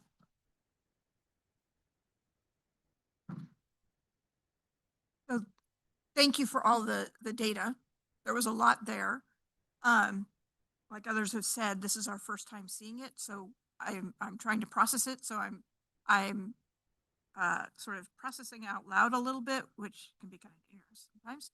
But I recognize that throughout the county, and in certain parts of the state, are also seeing these same trends. And I don't think any of us have a crystal ball. We can look at politics and all that, but it appears that for the next, at least short term, that we're not going to see a turn. You know, we had a little uptick somewhere. One of the numbers went up this year. But from what I'm hearing, and I don't know if my experts in front of us have other data, but what I am seeing around us and in our own community, it appears that we're not going to have a short-term turnaround. It's going to be a longer term, and what we're seeing is going to continue. Mr. Shield, do you have a comment on that? Yeah, you're 100% accurate. In fact, a couple years ago, CDE and/or the Department of Finance put out a report projecting the amount of declining enrollment throughout the state. And in that analysis, they indicated that Santa Clara County was going to be one of the 5 largest declining enrollment counties throughout the entire state. There was a news article, I think just this week or the end of last week, that said Monte Vista High School has its lowest enrollment ever for that high school. So this is not just a Santa Clara unified. This is a countywide and also happening throughout the entire state. Yeah, and I've also heard because of the changes in the federal government, some of the numbers that we're getting are less accurate because they're not putting together data. That's what CSBA is telling me, that they're not pulling together data that we've gotten in the past. So some of the trends that we might have been told by the state, they're not able to provide as much trend information because of the issues with the federal information not being available. So there's a lot of data here, but I think when we're looking at the big picture and especially about these questions, that yes, we are dropping. We as a district have made a commitment to our choice programs. And I think I don't know if that's a discussion. I was, just to finish up, I was a little surprised to see that question posed that way, because it makes it sound like, should we not offer the choice programs, or should we change how we do choice to ensure the viability of all of our schools? That seems like a real a philosophical issue. I understand equity lens. We want to make sure that our lowest income students, our Title I schools, have the resources, but those questions up there make me nervous and make, to me, is a much broader discussion than just right sizing our district. So I'm going to take a turn. That's actually a good segue into my comment, in that when I look at the enrollment trends, you know, in the top 5 or 6 schools that have the highest net change in enrollment due to open enrollment, it's our Title I schools. And our Title I schools provide services to families outside of an education. They provide medical services, they provide resources, they provide food, they function as community schools essentially, even without that designation. So my concern is, I do think we need to look at our open enrollment process, simply because if we lose those neighborhood schools, those families lose a lifeline. And we need to make sure that we're preserving those sites. And it can't be at the expense of a specialized we can't lose those sites and those services because of a specialized program that is not available to everyone. I'm not saying get rid of it, open enrollment. That's not what I'm saying. What I'm saying is that perhaps we need to look at how that process works, because I'm very concerned about the future viability of our Title I schools and what that would mean to those families. Okay, Trustee Fairchild. Thank you, President Lieberman. I want to support Mr. Scheel in this data, because when we talked about this before years ago, we talked about the total fertility rate. And that began dropping around 2013. Total fertility rate is the average number of babies, you know, that women have. And it's done by women because women have the babies. I had a discussion with my daughter-in-law about that. She thought it was sexist. Anyway, but it has declined 25%. We're having 25% fewer babies, period. That is not, that's over about 10 to 12 years. You can see the line declining. So in order to maintain, you have to not only increase the number of women in your area, but the number of women in your area that are going to have babies. And then more and more women are choosing not to. And so I think this is not like shocking data. This is data we've seen over and over and over again. This is not, I don't foresee like some huge reversal. It's more common, if you really want to study this, it's more common in developed countries. The declining birth rate is seen more significantly in the developed countries that have access to things like birth control and other options for women.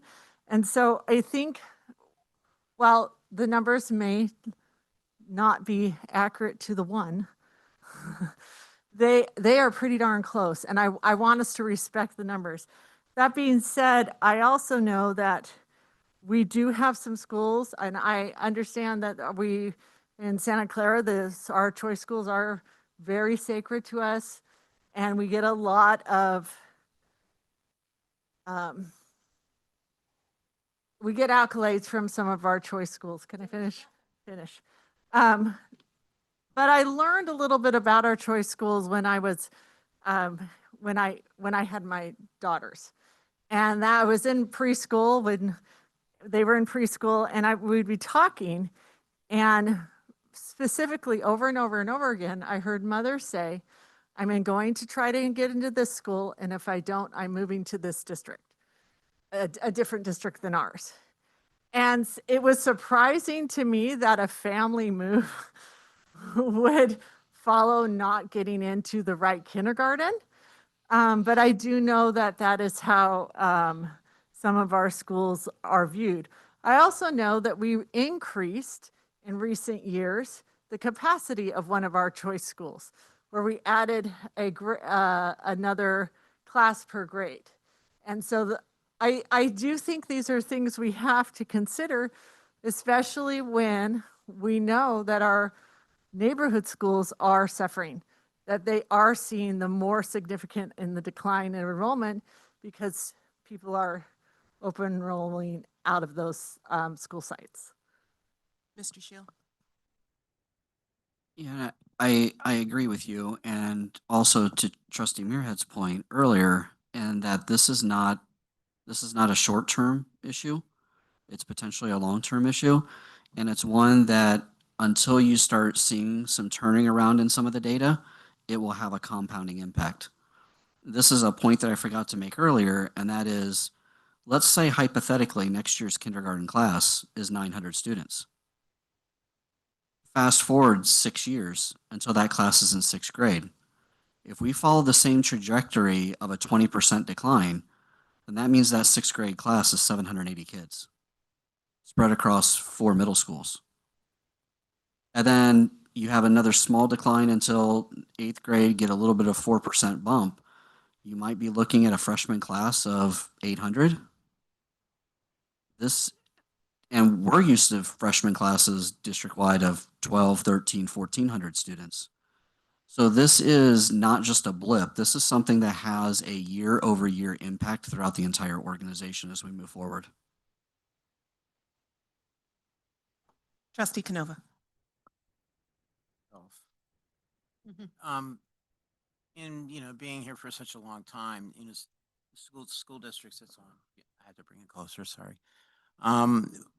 Yeah, as you say, this is a very slow trend. It's a long trend, as been pointed out. And in a district of our size, we don't do anything fast. I mean, we're slow anyway. And, and a good example is going back to the Great Recession when we had the big cuts leading up to it. We really weren't doing anything up to the edge of that cliff. And then we did the cuts. But then after the cuts, we were very slow to put things back together. We're slow on both sides of this. And so in a perfect world, we should be better at change. We should be more adaptive, we're never going to be quick, but we need to be faster than we are because we're focusing on what's going on in our valley.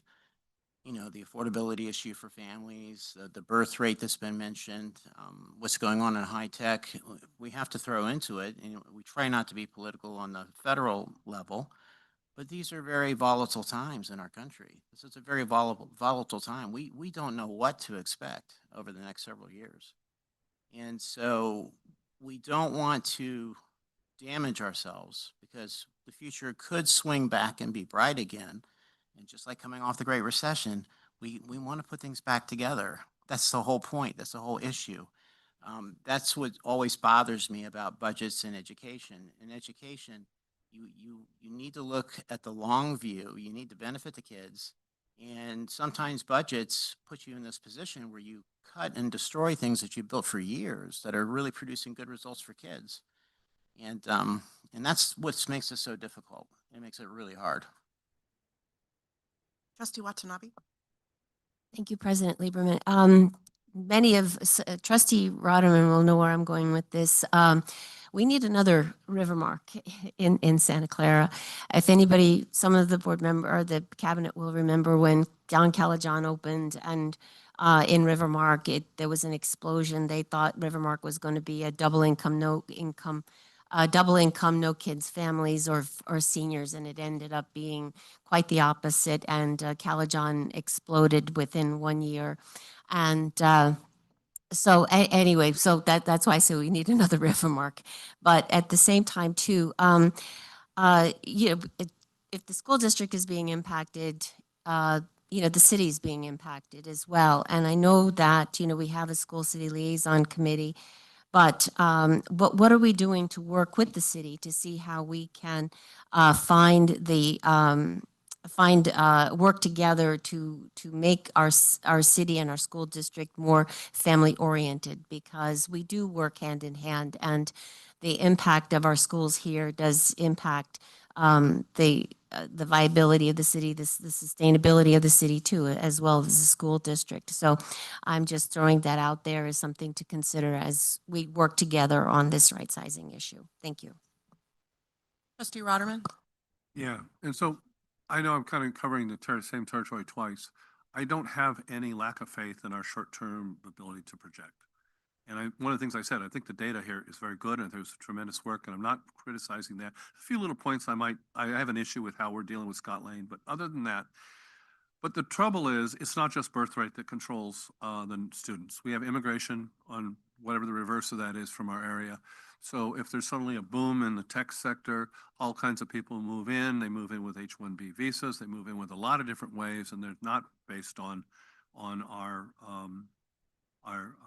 growth rate, our birth rate. On the same token, it can go the other way. I mean, it could be a situation where we lose, and this projection, whereas for the first few years will probably be relatively accurate, but then all of a sudden it could take a huge dip.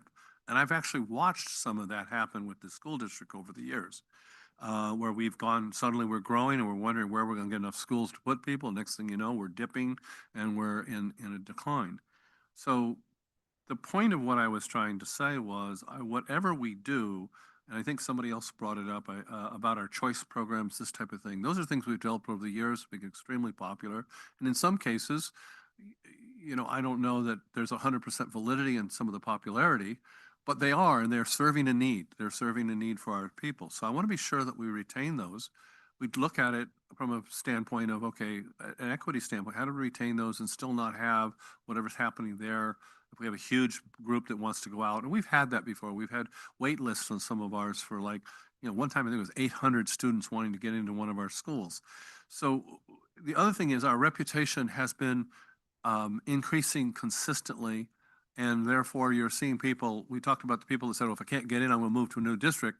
The reverse is also taking place. We're having people saying, look, Santa Clara Unified is one of those places I really, really want to go to, and they're moving into our district for our schools. So that's why I said there's a lot of volatility, and I just want us to make sure that we keep that in mind. What we're seeing right now looks like a downward trend, and I believe it is a downward trend, and we need to address that financially and staffing-wise and everything else. But we also have to keep in mind, let's not do something that's irreversible. Let's not throw out a program that's really valuable to our people. Let's keep those in place. Thanks. Trustee Ryan? Yeah, I think, well, even Trustee Rotterman just said it, you know, I would agree that I think the decline is, it's all over the state. We're seeing it here. Could it in the future reverse itself? We have whatever comes after Silicon Valley, making this a place where people are moving into and increasing enrollment. That's great. I don't know what partnering with the city is going to help, because we've got a fixed number of people, you know, and we have to deal with the reality of where we're at and the numbers that we're enrollment. I think our choice programs are amazing, but as we're facing a $30 million deficit that we need to fix, pretty much everything is on the table. We have to decide what we want to be able to keep. And, you know, I mean, could we be faced with a situation where it's you keep this choice program or this neighborhood school and one is going to close? That's going to create some very big feelings on both sides. So I don't want to say those are untouchable. I don't see that we would need to, but I feel like kind of everything has to be on the table as we look at right-sizing our district for the enrollment that we have, hopefully not making changes so that in the future, if 10, 15 years from now, enrollment suddenly changes again and grows, that we can respond to that. But we have to kind of face the reality that we've been seeing now for 4 or 5 years now. And we need to really start addressing that. So I kind of think everything has to be on the table. It doesn't mean that everything is going to get cut, but we have to look critically at kind of every piece that we have. So thank you. Trustee Fairchild. Well, one of the things I think that was done in the past as previous boards and previous administration dealt with fluctuations in enrollment is there were some schools that were closed and we kept them, which I think was very wise. You know, we do have schools in our district that are currently slated as private schools that we own, and we get rental property from that. So I think when we're looking at this, globally, there are some things that are way down the line that we may have to make some decisions on. But I do think there's also, if we do have to end up making hard decisions, that we need to think about some of the examples that were set by predecessors who kept property for the eventual increase in enrollment. But as we know, we haven't needed to recall those properties. And they've been slated with private schools since I've moved to this valley in 2000. So I think it's just something to think about. Okay. Any last comments? Thank you both very much. Lunch is here. If people want to go grab it and come back. Trustee Fairchild. So my question is involving public comment. Because we have this presentation and another presentation, I wonder if we should allow public comment twice so that people who want to comment after this presentation may be allowed to comment now. And then we'll open it again after the next presentation, just because. I'm fine with that if that is something the board is amenable to. Yeah. Okay. Why don't we, yes, because Trustee Muirhead is hungry. So let's go grab lunch and then we will do public comment on the enrollment report. So run, get it, come back. Are we gonna recess or just run and We're grab? gonna pause for like 5 minutes to run and get food. And we're eating on the dais.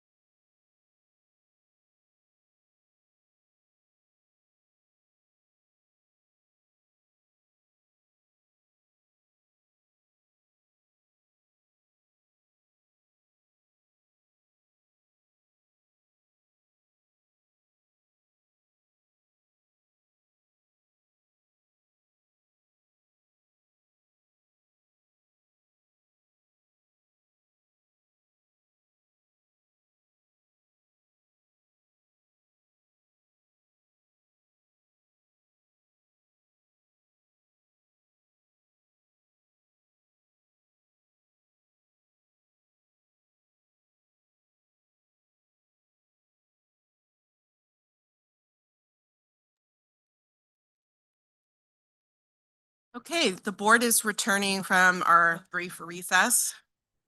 We'll be eating and listening, so please forgive the bit of leniency and decorum on the dais.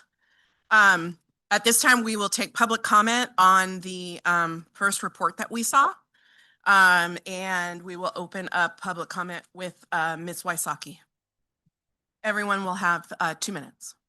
Thank you. I want to first say thank you for the data. I'm a data nerd. I've told you that before. I love looking at data.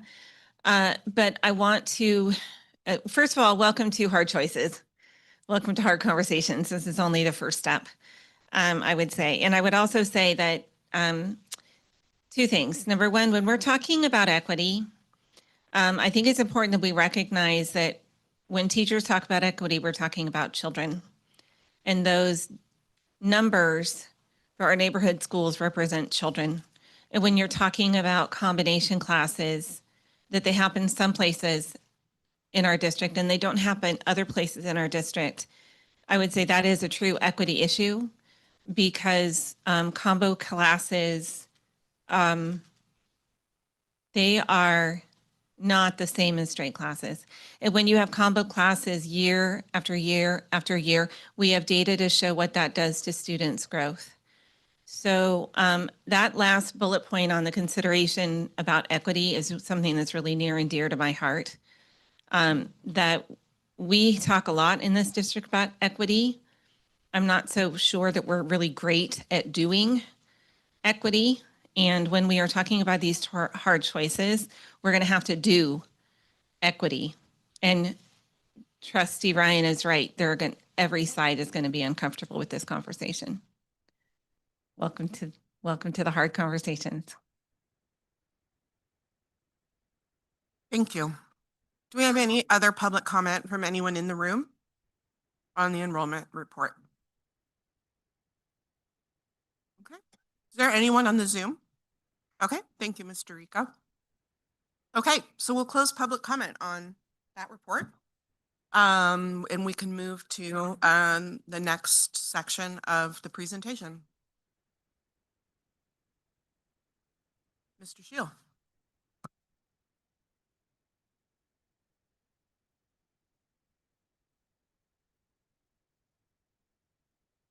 Can you advance quickly to that slide? Staffing and budget. Thank you. So hello again. This next session of the presentation is looking at our budget data, some staffing data, and we're doing this a little bit differently than we've done it in the past to provide some different context to similar stories and similar themes that we've provided in the past. So first and foremost is a couple. Sorry, before you get started, I'm trying to figure out which presentation this is. Yeah, I don't seem to have it. The title of this would be special board meeting, and it probably either says study session or staffing and budget. I have I received several emails that say study session, but I haven't received one that says staffing report. It's slide 21. Of which one? The special board meeting study session. Look for the file name that says 202500930. Yep. I'm there. Thank you. Yep, slide 21.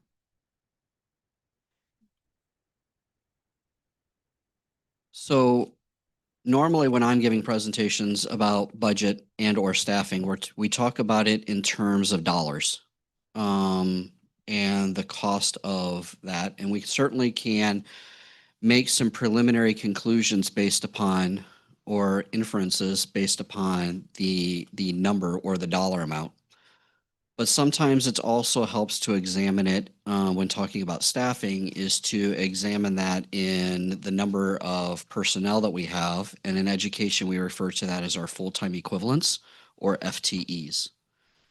As a reminder, FTE is a way to capture the individual of an enrollment and A full-time person would be a 1.0. Someone working 50% would be a 0.5. So it's a way to look at it in the exact same way and compare it, recognizing that some individuals are part-time, some individuals are full-time. Also, we're going to use phrases that are referred to as certificated non-management, classified non-management, and then certificated management and classified management. And so I provided some definitions for you on the screen. Generally speaking, and this is again very general speaking, certificated non-management would primarily be employees that would be associated with our UTSC bargaining agreement or UTSC association. And our classified non-management would generally be associated with positions that would fall under CSEA. Again, that's a general overarching. There are some other positions in there too, but that makes up most of it. And then your certificated management, classified management are just that. It's your certificated management are those that have a credential, primarily your site administrators, as well as certain administrators at the district office. And then your classified management are those other management people. In addition to that, whoops, one slide too fast. A little caveat on the enrollment data. So the enrollment information that you see here is the numbers are going to be slightly different than the enrollment numbers that you saw in the prior presentation. And the reason for that is where the data was pulled from, and that is looking at it at specific times of the year. And so for the historical information here for the ed data, we took all of the enrollment information from ed data, which is a partnership between CDE, EdSource, and FCMAT to normalize looking at enrollment throughout the entire state. And predominantly that data comes from the census day reporting period, which is in October. Whereas in our prior presentation, we tried to pull all of the data throughout the entire presentation from the same time period throughout the entire year. So if someone's going and looking at the data and you're like on one slide over here, it says 2021 is one number. In the other presentation, it's not going to be exactly right because you're looking at it from different time periods. Last thing is FTE is for all of the historical years is based upon the end of the school year or the end of the fiscal year. Whereas today it is as of, I think we pulled the report September 12th or September 15th or that period. But it's important to remember that that cycle is ever changing. We're constantly, people are retiring, resigning. We're have a period of time where there may be some vacancies or we're hiring individuals. And so it was current as of the day when we pulled the information from the position control report, but it is an ever evolving set of data as well. So I only put that out there that if somebody is looking at this and they say, wait a minute, I don't have that number of FTEs on my campus today. Well, you may not because it's ever changing and ever evolving and it's a point in time look. So with that, a couple background slides out of the way. So the first slide is a slide that you all have seen in various different forms in the past. This is normally I show this in a pie chart. I wanted to show it a little bit differently in more of a table form because I wanted to show both the dollar amounts and the percentages. And it is a slide that shows for 2024-25 our expenses by category. Normally in our SACS document, we just report salaries. We have certificated salaries and classified salaries. Over the last several years, I have broken that out between certificated, classified non-management, and then certificated classified management. The third column shows what percentage each of those individual categories are as a percentage of the entire budget. And a couple of years ago, I've started having conversations with the board and saying when your budget is so much larger than your annual revenues, you need to look at it in regards to your percentage of total general fund revenues as well. And so you can see the percentages that are on the slide there. The industry standard benchmark is about 85 to 88% of your budget should be in salaries and benefits. That would be kind of the industry standard benchmark. And again, because our budget is, so if you added up those percentages, you would see that we fit in with that range on the budget side. However, our budget is so much larger than our revenues in 24-25 that you need to also do the analysis in regards to your percentage of revenues. And yes, somebody called me who is proofreading this for me, and it's like, that final column adds up to more than 100%. Yes, because our budget is larger than our revenues. So that is what ends up happening. For the current year, a similar slide, but this is for our 2025 projected expenses. And this is based upon the adopted budget that was approved by the board in January. And with that, you can see the updated percentages for each of the budget, as well as the updated percentages as a whole for salaries and benefits as it relates to revenues.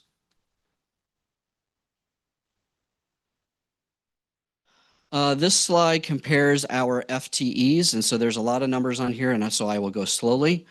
The orange graph or the orange bar represents our certificated non-management FTEs and shows the change in FTEs from the 2017-18 fiscal year until today.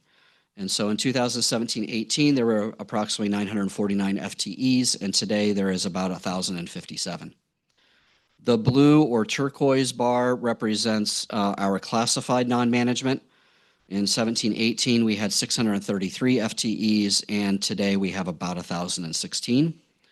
The green line represents our enrollment during that periods of time. And so on 17-18, we had 15,509. You saw our low point in 22-23 at 13,919. And as discussed in our prior presentation, we started seeing increases and that masking of the declining enrollment because of bringing on TK. So we saw a little bit of growth for the next couple of years. And at present, we are at 14,303. And I believe that was as of September 15th, if I'm correct. Yes, I'm getting the nod. So that was as of September 15th. We were at 14,303. The next slide shows the exact same analysis, but for our management personnel. And so our blue bar is the number of FTEs for certificated management. In 17-18, we had 66. And today we have 87.4.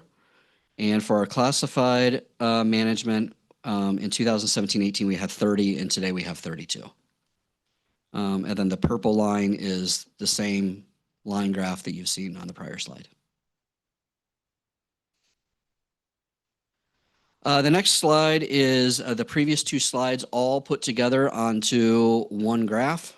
So you can see the change of everything. And I know the numbers are small up on the screen, but if and when you look at this slide, you will see all of the numerical data down below in the graph below at the bottom of the slide.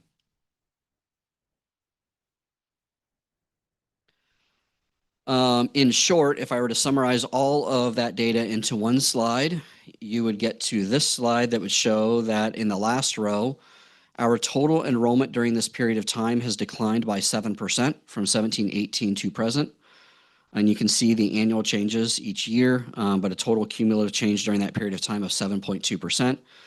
And our total number of FTEs during this period of time has increased 34.3%. Trustee Canova? That you had that was a composite of the previous slides. Yeah. Well, what strikes me is that if you look at the years of the pandemic, so look at 1920, 2021, you see the enrollment just cratering. Mm-hmm. And yet you see all the other numbers just going along as though nothing has changed. And so would it be fair to say that the pandemic, or maybe I'll frame the question a different way. If there was no pandemic, if the pandemic did not occur, would you anticipate that the enrollment would have been more level? Or if it's still cratered, even if there was no pandemic, would we have been in a better position to react to the circumstance? I guess what I'm trying to get at, did the pandemic blind us, or were we incapable of addressing what was happening right before our eyes because of pandemic? We were in the midst of the pandemic and everything associated with the pandemic. Because it just strikes me that you see this number shooting downward, and yet in terms of our other data, we're just going along like nothing's changed. Two really good questions there. And so I'm going to try to separate those out. In regards to the enrollment, certainly we saw a significant decline happening that started in 2019-20 through the pandemic period. And so we did see a decline in that enrollment. I don't know that we have enough data to show would the decline have been this severe if the pandemic had not happened. I would need to go back and look at more of the 14-year data and to see what trajectory we were on prior to the pandemic in this district to see what the trajectory we were on at that point in time, to say, okay, if the pandemic hadn't happened and we stayed on the trajectory that we were in from, say, 2012, 13 through 2020, 21, or 2019, 20, if we'd stayed on that normal trajectory, did that mask or differ greatly from what we're seeing currently here today? So I don't know the answer to that question. I'd have to do some additional analysis. Certainly, one of the other pieces of that is TK. And TK, as we've said, has masked that. There have been some other initiatives that we don't control that have impacted this. For example, it's becoming very common in the tech industry now for a work from home.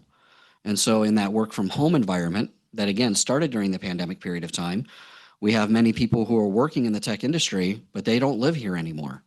They're living in other communities and they're coming here once a week or once a month or those types of arrangements. And so that is impacting that.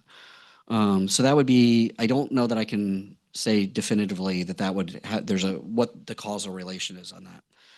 In the piece of, in regards to our staffing, remember back into 2019-20 through 21-22, there was a significant amount of one-time funding that was provided to school districts, not only in California, but all over the nation, that was provided to help stabilize your staffing during that period of time.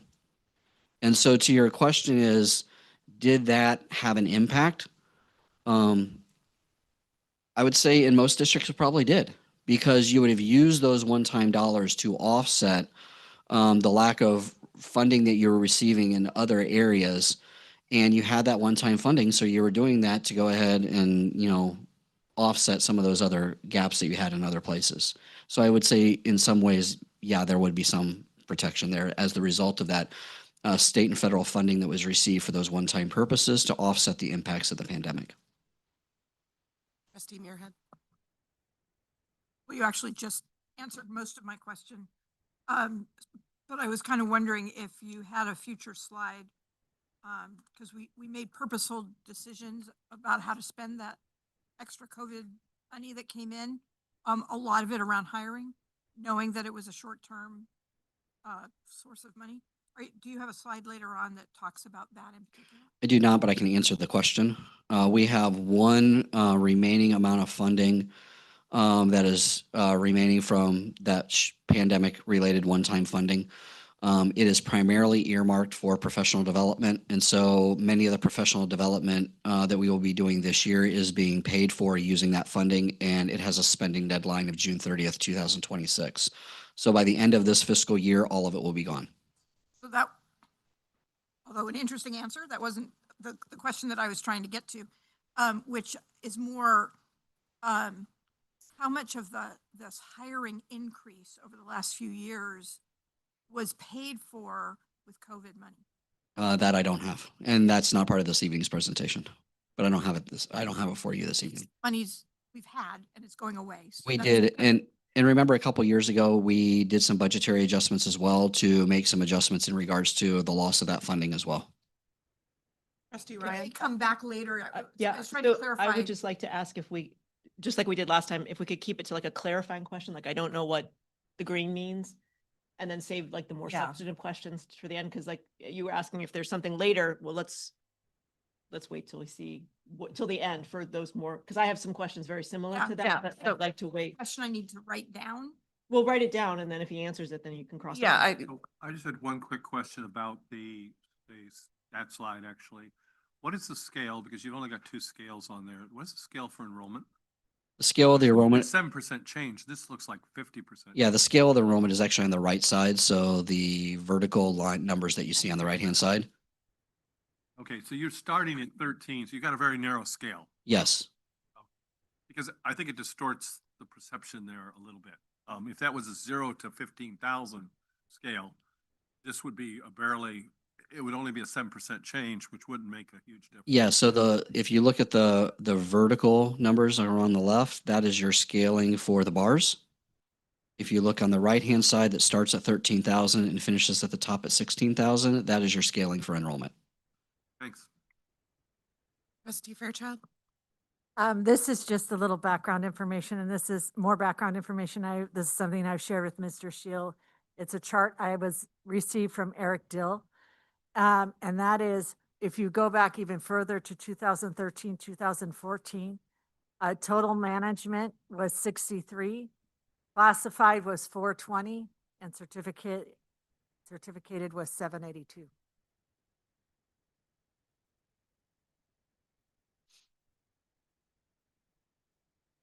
Any other questions before we go on?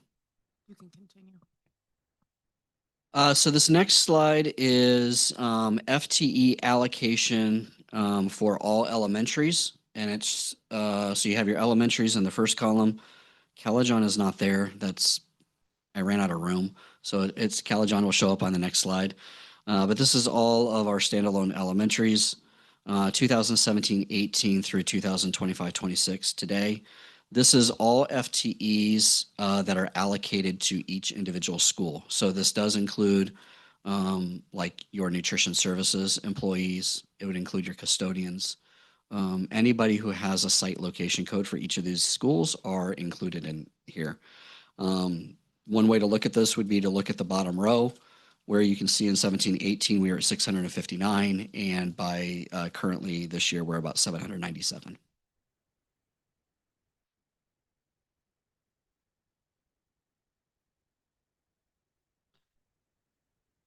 The next slide does the exact same thing, but for our secondary schools, Don Calajon is not separated between kindergarten or K-5 and then 6 through 8. So that is the whole TK through 8 program. Then the middle schools are in the middle band, and then the final band down below is high schools.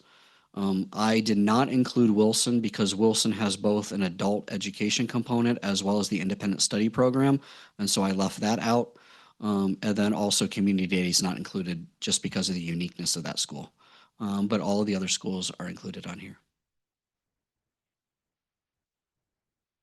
Again, the middle schools, 230 in 17-18. Today we're at 291. And high schools, 340, and today 424.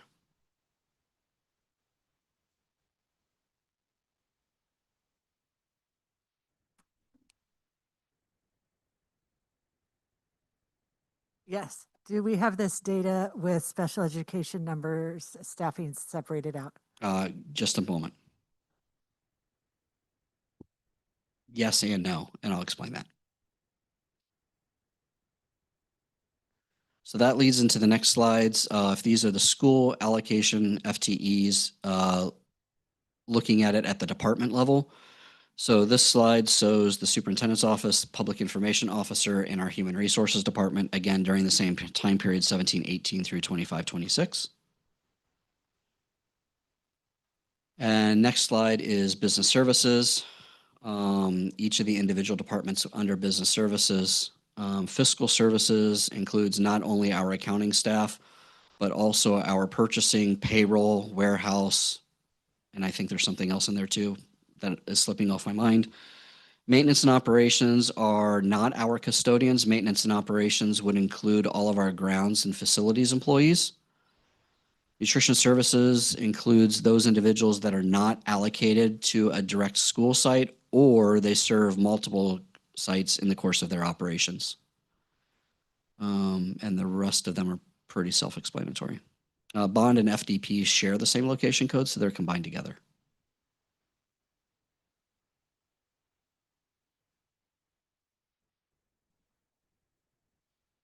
And then finally, this is the CAIO and Ed Services. And Dr. Knavel and I spent some time looking at this data. And the reason why was over this time period, location codes changed quite significantly over the time periods. And I wasn't here in 17-18, so I don't know the history as to the reason why. But the location codes changed. And so I was not able to go ahead and break it out between CAIO and Ed Services. So I needed to combine everything together. So that's the first caveat. The second piece in here is that you're going to see some increases in some of these areas. And I will use special education as one, where you see it in 16-17 at 16, and today it's at 144. The reason for that is there are personnel within the special education location code that are department level people, but they've been allocated out to the schools. And so as the result of that, they don't show up in the site FTE reports. They show up in the department FTE reports, but they show up and work every day at the sites. And I wasn't able to go ahead and be able to correct all that data, because if I had corrected 25, 26, then the site reports would have looked skewed according to the history. So I would needed to change. I would have needed to go back and fix all 9 years worth of data. So what kind of positions are we talking about? In student services, we're talking about positions like your nurses, your health and wellness people, your wellness coordinators, special education. We have a lot of those. We have some of our special ed teachers that are included here rather than being out at the sites in the site location code. Certainly also in here, we have in the elementary, secondary ed, and department personal site allocated. Also included in here is TOSAs. We have some paras that are included in here. Our community health outreach workers, did I say that right? Wellness coordinators, 1s and 2s, LSATs. I'm trying to remember some of the others, but there's a lot of personnel in here that is coded to the department, but they actually are out at the school sites. Which of all the categories have the TOSAs? Is it just elementary and secondary education, or is it multiple categories? No, the TOSAs appear in both department personnel site allocated, elementary, secondary education, and I think there might be a couple in student services and or special education. So in those four, now that's not all TOSAs. Don't add all those up and say, oh, we have, 255 TOSAs. We don't have that, but they are a component of those numbers. Yes. Did I miss anything there? No, okay. That's it on FTEs. Next, I wanted to do a little bit of analysis on two other portions of our budget. One is our purchase services. We refer this in accounting talk as our 4,000s. That's because all of them have an object code of 4000, or they start with 4. In here, you can see the increases that have happened over time in purchase services. In 17-18, we were 11.7 million. We finished last year at 13.2 million, and this year is projected at 17.5 million. So a couple comments. Why is this year at 17.5 million? In part, remember that we are required to set aside by state law 3% of our budget in routine restricted maintenance account. And some of that is going to be in supplies and materials or in purchase services, and some of that's going to be in supplies and materials. And so we have to budget for it in accordance with state law. We may not spend all of it in 1 year. And if we don't spend it all, then it gets carried over for future deferred maintenance expenses in accordance with our accounting requirements. When looking at this, what makes up the largest line item in expenses? One is object code 4310, which is classroom and department supplies. And then the second two is maintenance operations and supplies, probably not a surprise. And then the third is non-capitalized assets and equipment. And so predominantly what is included in there is equipment that we buy that does not get capitalized. So some of our technology related purchases would be in that classification because they fall under the capitalization criteria. Trustee Rodman, is it a clarifying question? Clarifying question. Thank you. So these numbers are unadjusted for inflation or anything else? Correct. Thank you. These are the raw numbers, not adjusted in any way. $2017 go a little further than 2025. That is correct. I do have also a slide here that shows what the total spend is per student. Just another way to look at this in a slightly different way. So $758 per student in 17-18, last year $915, and then projected this year at $1,200. Someone asked me once, what is the 4,000s? Think of the 4,000s as something that is consumable. Probably doesn't have a significant life beyond the current year, other than our technology devices, which have 5 to 7 years, but these are supplies are something that's generally a consumable. Next is a little bit more color on this because I wanted to call some attention to it, and I want to thank Shani for doing these slides for me, or pulling the day together. And this is our 5,000s. It's called services and others. So these are typically costs that you spend to acquire something from somebody else, some type of a service. We have on this chart rolled up to the first two numbers, so 51, 52, so on and so forth. And you can see on here of the total amount of 41.8 million, it is comprised primarily of four big buckets. The one is sub-agreements for services. Next is insurance, operations and housekeeping, and then professional and consulting services.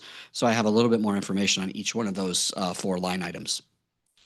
The first is at the top of the screen is the sub-agreements, which is the 4100s. That is made up of two primary sub-agreements. First, on the regular education or general education side, that is the contracts for our ACES program. So from 2017-18 through 2021-22, that was for our ACES program. And then, as you are aware, in 2022-23, we were also required to start operating our ELOP program. And so from 2022-23 to present, that is now for both our ACES contracts and also our ELOP contracts. And so that's the reason for the increase over time, is because of the new statewide program. For the special education, that is the cost of our NPS contracts, as well as any other special education contract service. 2.4 million, 17-18.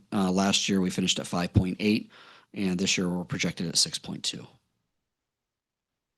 The middle next two set of boxes are other insurance, and most people think about insurance as your health and welfare insurance or workers' compensation. And we also have property and liability insurance, auto, all of those other insurances. And so you can see down below a breakdown of each of those costs there. And that middle row there, AB 218, that was the new sexual assault and molestation, and the AB 218 that changed the statute of limitations in regards to those potential claims. As the result of that, one of the insurance companies that we are a part of has been annually or every other year providing what they're calling a supplemental surcharge. It's an additional insurance amount to begin pooling resources for past claims that may occur. And so you can see that those surcharge amounts, this year we paid $536,000 as a surcharge amount for potential prior claims. But the insurance claims have increased by from 978 to 4 million. I will also say that increase is just because of the economy and the insurability. This is a world market. And so when something happens elsewhere in the market within the property and liability case, the insurance companies will look at, a hurricane that happened somewhere else and then factor that into our insurance rates as well. And so that is part of this impact that we see here in our rising insurance costs. I will say, having been a part of education now for many years, our insurance cost increases are significantly less than what I'm hearing about increasing in other portions of the state. In fact, actually, our property and liability actually declined last year. Other districts were looking at a double-digit increase. Next is I put our utilities on here because I knew somebody would probably ask about our utilities increases. And so in the 5500 object codes are our utilities. And you can see, trash services have increased from 500, doubled over this period of time. Natural gas has gone up by almost a 3x. Electricity has increased by almost a 2x. And water and sewer has gone up about 500,000 or about 30%. Some of this is also the factor of bringing on new schools within the district as well. And so Agnew, Huerta, and McDonald are now online and fully online. So that also contributes to the rise in our utility costs. And then the last one I wanted to bring your attention to is the 5800s, which is on the prior side says consultants and contracted services. So I wanted to break this down a little bit. And so you can see that contracted services is like 4.7 million. Transportation services is 4 million. That's the cost that we pay to the Silicon Valley Joint Powers Transportation Authority, who does our special education transportation. We have licensing and agreements and subscriptions of 3.2 million. Legal expenses, and then everything else. A few comments about row 5846, licensing agreements and subscriptions. As we are moving more towards digital textbooks, we are seeing a decline in the 4,000s for the purchase of textbooks. And that cost now shows up in the 5,000s because now it's an annual subscription. And so you start seeing that shift from the 4,000s to the 5,000s. And then that brings us to this bar chart to be able to then look at, okay, with all the 4,000s. Yes, 5830 contracted services, yes. is that, I don't know if you have like an example, what does that mean? Is that like for individual school sites? Is it district-wide? Is it, what do you consider contracted services as opposed to? I'll have to go back and get some notes for you on what that is. And then this bar graph shows the same thing we did before for purchase services. Now this is all books and supplies, services, everything. So both the 4,000s and the 5,000s, doing a comparison cost per student.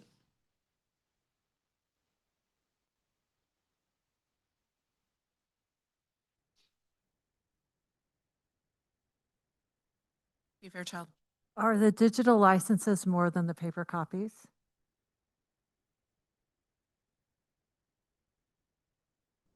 The individual books are more than one, like item to item. No, the hard copy is more, but you do a contract for like 7 years of the length of the adoption. So they end up in totality, what we pay out for the subscriptions are more than the textbooks themselves because one textbook can last 7 years, but it doesn't stay updated like the digital versions. And then my next question is, I don't recall deciding that we wanted to go digital. And so maybe that's a question for another day, but as a parent of students, and knowing the research around learning from books versus learning from the screen, I personally would prefer a hard copy. They should have access to both. And one of the other reasons we went to digital was because we would have to provide a second copy for them to take home and one left in the classroom. So they always had access according to Williams. That's where we got into that. When Williams started, we had to show that we had access both at home and at school all of the time. And so now when they ask that, they ask the students if they have a digital copy that they can see from home. So previously they would have a classroom set and students would have a book. No, previously we weren't held to that before Williams, so they just had a book. And if they took it home, they took it home. Then we didn't have access to class. But it could be satisfied with a classroom set and students. Yes, absolutely. We could double that.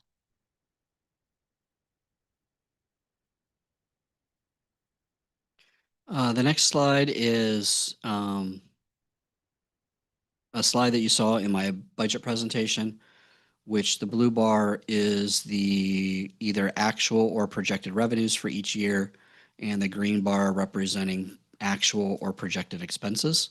And at the top, I have put, based upon that information, the amount of projected deficit spending from 2025-26 through the MYP period, which is 29-30. So it's 43 million for this year, and then dropping 30 million, then 25, 13, and then 500,000. Again, this is based upon the presentation I provided to you in May, based upon those projections that we had available to us and that we were able to make in the development of our proposed and adopted budget. The next slide shows, again, another. Trustee Ryan. And this may be a question for after, but what it's looking like to me is that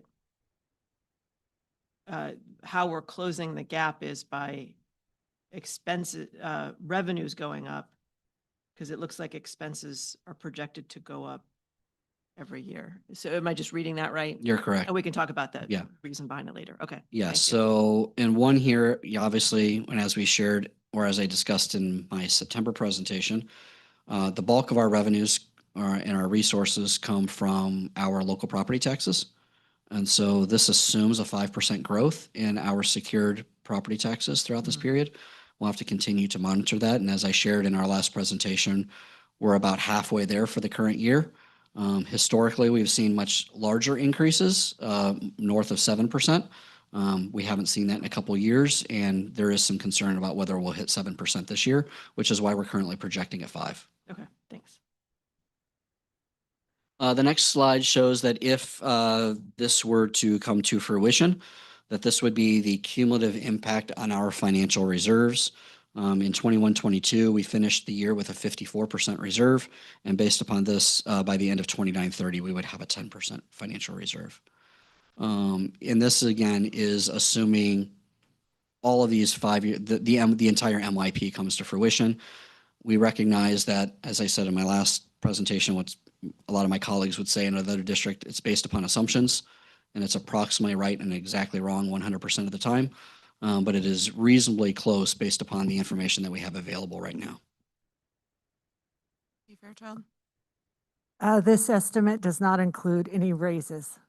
Yeah, so our assumption is that right now, since we have not closed negotiations, we actually haven't even started yet, but because we don't have negotiations for 25-26, there is nothing included in here for salary increases other than the normal step and column throughout the MYP period.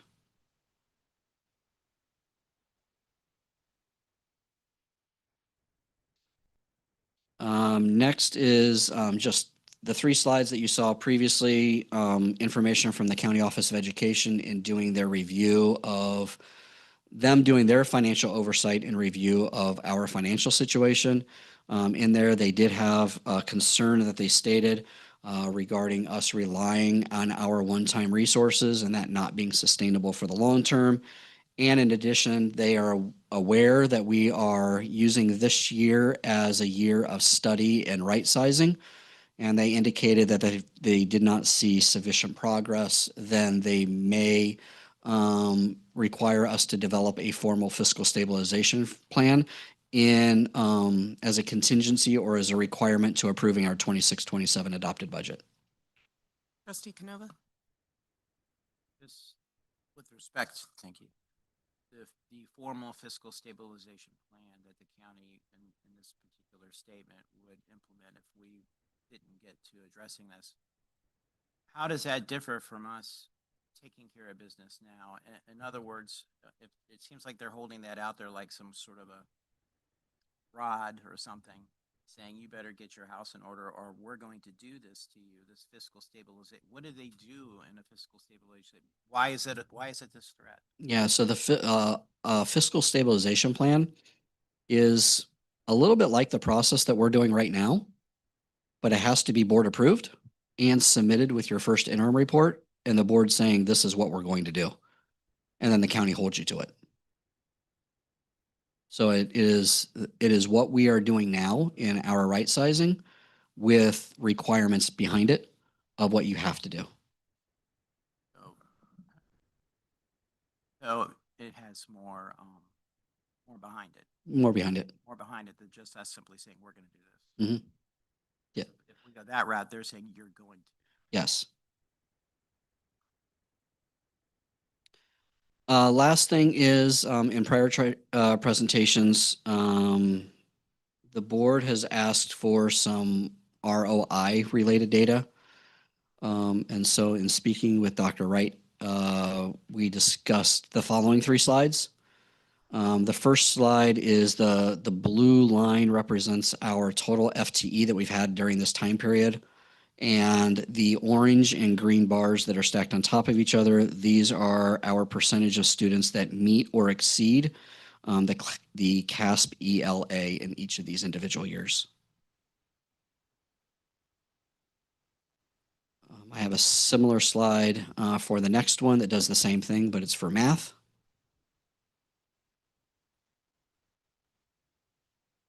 And the third and final slide for this is for our graduation rates. And I spoke with our data assessment accountability team, and the 24-25 graduation rates won't be released until later this fall. with the state dashboard.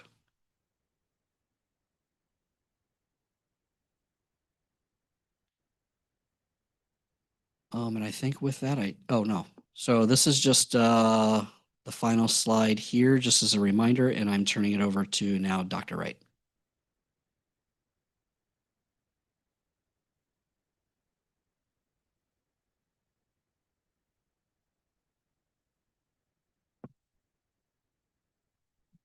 Okay. We wanted to share this data with you and give you an opportunity to process it. And then we also wanted to give you staff's recommendation as to what we feel we need to do to move forward to right size our district. And there's several options. Obviously, when you have a $30 million deficit that we're facing next year, it is our recommendation to try to address it as much as possible now. All 30 million in the first year would be our recommendation. I think if you try to do it in multiple years, there's other factors or variables that could potentially surface and create additional obstacles. We believe by addressing the 30 million in 1 year, it will lead us to the fiscal sustainability that we're looking for within our district. I just wanted to just quickly, before we want to give you an opportunity to have a discussion, but I wanted to just review the process. We're committed to a transparent process. We came today with a lot of data. We shared it with our board. We shared it with our community, and we want to be very transparent with it. But prior to this presentation, again, I just want to reiterate that we got input from our cabinet, some of our leadership team, which was LAMPS, our principals, our GAM meetings, all of our administrators within a district. We're going to have a survey that goes out to our community as well to try to understand what their priorities are. And we're going to synthesize all that information. But with the information that we've gathered thus far, I just want to share that these were the group trends that we've established from the sessions that we've already facilitated. The trends that come up, the first one, students first, equity-driven decision-making. I think we heard a lot of that today. We heard a lot of interest in making sure that equity is first. We're putting our students first when we're making our decisions. And that was a theme throughout our facilitation process. We want to also consider the whole child, wellness, safety as well. We want to be very transparent in our process. And we want to make sure that we obtain operational and financial efficiency. So as we look at these trends, this is the lens that we're going to look at when we're making some of these tough decisions and coming to our governing board with our recommendations. So as you think about the presentation today, you think about the trends that we shared with you, the recommendation that we brought forward. We wanted to have the board to have an opportunity to have a discussion and give us some direction. Thank you. Trustee Fairchild. Thank you, President Lieberman.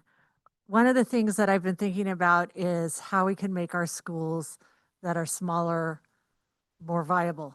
I was working at Pomeroy when Central Park was created, and it seemed like a very necessary thing to do. And now we have the schools surrounding that school that are struggling in their enrollment. And so I think we started the boundary committee, and I would love to see if there's anything we can do to make our neighborhood schools more viable. I don't think we want schools that have multiple combo classes.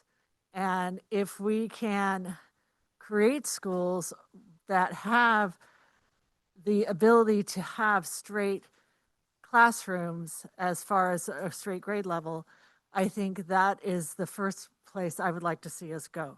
I want to see our cuts as far away from the classroom as it can be.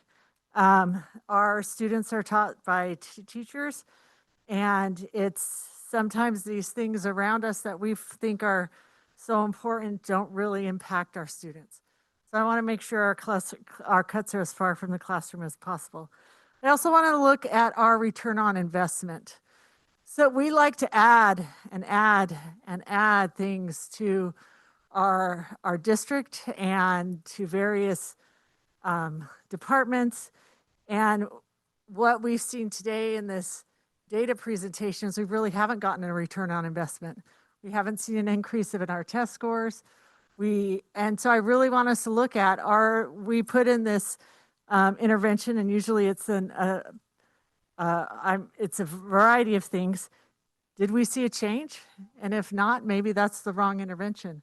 But we need to really look at those things. Trustee Canova?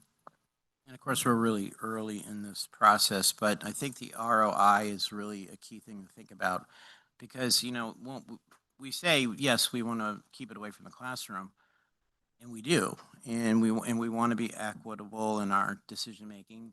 We do. And really everything here we want to accomplish. But when you talk about the classroom, I mean, virtually everything we do can be thought of in terms of somehow impacting the classroom. I mean, that's a very huge, huge list of things that we do. So I think a real driver should be the ROI. That's huge. That as we go through the list, we might see something that, at face value is for the student or the classroom. But we need to look at the ROI. Are we getting a return on that investment? I mean, that's the real issue. For the level of money our district spends, we should have districts from all over the country and the world beating a path to our doorway to find out what we're doing that's so special. And I don't think that's happening.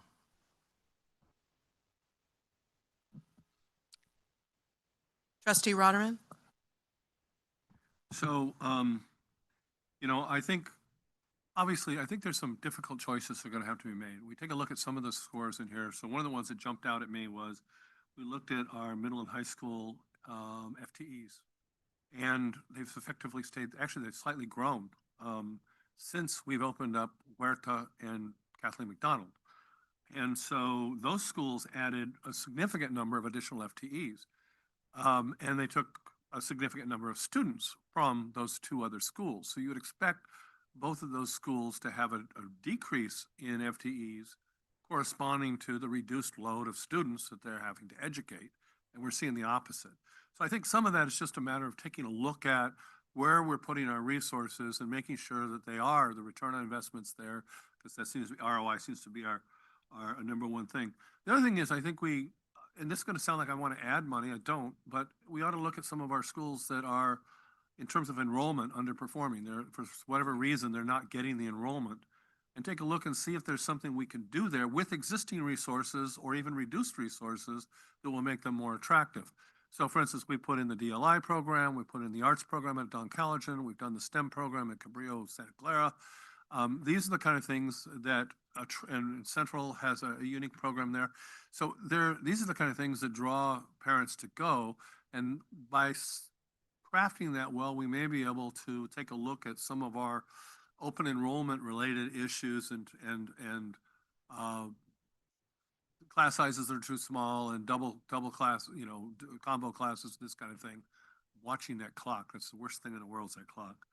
So also I'd like to take a look at something like books and supplies. So books and supplies, it went from 2241, and if you adjust the number for inflation, which is about, those dollars were about 76 cents in today's dollar, you come up with 3147. Even with that reduction, it's a 40% increase in our books and supplies. Maybe that's justified, maybe that's needed, but those kind of things I think we need to take a look at. I'm out of time. Thanks. Trustee Ryan? Yes, thank you for all the information. I think some of the slides and the data kind of showed me sort of what I was suspecting from the last presentation, which was that we have a staffing level of what we may have needed in 2018 to 2019, 2019, 2020, and we were able to sustain that for a while with all these extra resources, but our enrollment isn't matching that. So this data helped to kind of show that in another way. I'll echo other trustees have already said, like, return on investment should really, for me, is something we need to be looking at in terms of where we think we need to look for cuts. I know it's very easy to say keep cuts away from the classroom, but I'm going to put on my USC business management hat on here, that every job in this district, the ultimate goal is to serve students. And so if we don't have someone in payroll, teachers aren't getting paid, that impacts students, even though that person doesn't work directly with students. So we do have to keep in mind that we have to have staffing in all kinds of different roles. Ultimately, everything is to support the work in the classroom. And we will have to decide how much staffing we need everywhere, but everyone plays a role in helping. That's the only reason to be doing this work, is ultimately you're helping the students of our district. I had made a note about student achievement, but I think that connects to the ROI and really looking at what's going to move the needle for us. And to the comment I had before about, I think we're counting on the revenue to go up. I don't think we're ignoring the fact that we need to make cuts as well, because we need to kind of, hopefully the revenue will keep going up, but we also need to bring the expenses down so we get into that right balance. And then I did have a question about, for a district with a budget of a basic aid district of a budget of this size, what is a good comfortable level of reserves?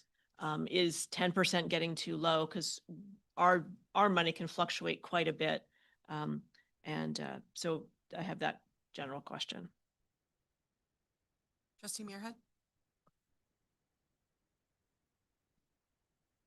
Well, a lot of my fellow trustees have mentioned ROI, return on investment. And I think that that's really important, that we're spending our money to help our students. I think that it was interesting to see that the only assessment that was put up there was our annual test scores, which have been flat for several years now, many years. And yet our staffing has gone up and up and up. So one of the things I think we need to look at, I've never been a big fan of those annual assessments, but that's the only thing we seem to have right now. So one of the things that really concerns me is that we are not truly assessing our students appropriately throughout the year with common assessments and different ways of seeing where they're at to really know why it is that they're not performing better, or are they performing better on some things. The annual assessments are just that, they're one day. And it's not always, it's not the best tool, but it seems to be the only one we've got. I think we need more tools to assess that. I really appreciate what Trustee Ryan said about keeping it away from the students, but every job is important. And your example of payroll is one. There's so many examples of that. I know Mr. Scheel has talked about that before, about how he may be operations, but the custodian at a school may be the one person at that school that a student really has that connection with. And at one point we were doing trash pickups in the classrooms every other day to save money. And it's like, well, that, if you don't have that custodian on campus, you may have a child that's not thriving because of that person. So there's so many different people in our district that impact students. So yes, we need to cut. I'm in favor of what we're the hard decisions we're gonna have to make. But they're hard. This is not going to be easy. Trustee Watanabe? Thank you, President Lieberman. So thank you for all of the information, and I agree with everybody about the return on investment. The slide that really jumped out at me is slide 49, which shows the 9-year FTE and the graduation rate. And I mean, it seems like the school district is on a decline when it comes to graduation rates, and that is disturbing, especially when you see the number of FTEs that are available, to our students in the district. And so, I know one of the things that Dr. Wright talked about coming on board was, helping the district achieve that North Star, getting to that North Star. And I see right there, I mean, that's a perfect example of, where we need to start reaching that North Star. I appreciate, the information about the return on investment and, the possibilities of where we can definitely improve as a district. And it is going to be a difficult decision and a difficult discussion, but I'm hoping in the next couple of months we can come to a resolution that's really going to make the district turn around and be that district that we know that it can be. Thank you. I also will echo the return on investment, and I do support the recommendation from Dr. Wright. I think we just need to have the pain all at once and right size and get us to a point where we can have fiscal stability. Trustee Ryan took one of my questions, which was I would like to know where the correct percentage of reserves is, so that, we can understand kind of, what's a good comfort point, when are we starting to, be concerned, where's the sweet spot, I guess, is my question. And I also want to echo Trustee Muirhead. I've been frustrated since I've been on this board about lack of common assessments and writing assessments, because I don't think CASP testing is a good way to measure the success of our students and their achievement. It's just not. Some kids just don't test well. Some kids, if it's not tracking our curriculum, it's not a good reflection of our teachers and our educators, and it's not a good reflection of our students. And I think we really need to move quickly on common assessments and getting a handle on what's working and what's not, before we can really make good decisions about how our students are performing. But I do want to see better return on investment, and I do want us to really move forward with doing everything kind of now. Because I think that's you just have to just do the pain all at once. Trustee Ryan. Yeah, because a couple people have brought up the CASP scores, and this is just from my perspective, former teacher, school administrator. I agree that it's not great for us to really understand what our students are learning, and it doesn't give us data quickly, actionably, any of that. However, it is a standard, and so I would say, generally, year after year, the same number of students are going to have a bad test day. The same percentage of students are just not going to struggle with test taking, and it won't be an accurate reflection of what they know. But as one way to measure annual change, I think it does that job okay. It is tied to the state standards. And so if our students aren't learning the state standards, it might reflect that in some way. But I would fully agree that we need to understand better what our students are doing much more frequently, much more often, because I don't think it gives us the kind of things we need. It gives us the information we need to take action to improve student learning for our students. So but I'm not trying to defend the CASP, but it does have its place, and I think it was okay here. But I would agree with we need more. Okay, so everyone has had a turn. So I will open up now for public comment for members of the public that would like to speak. I just want to remind everyone that we do have a civility policy, and you'll have 2 minutes to speak, and the timer will be right above Trustee Canova's head. I have one slip from Shannon Shimada.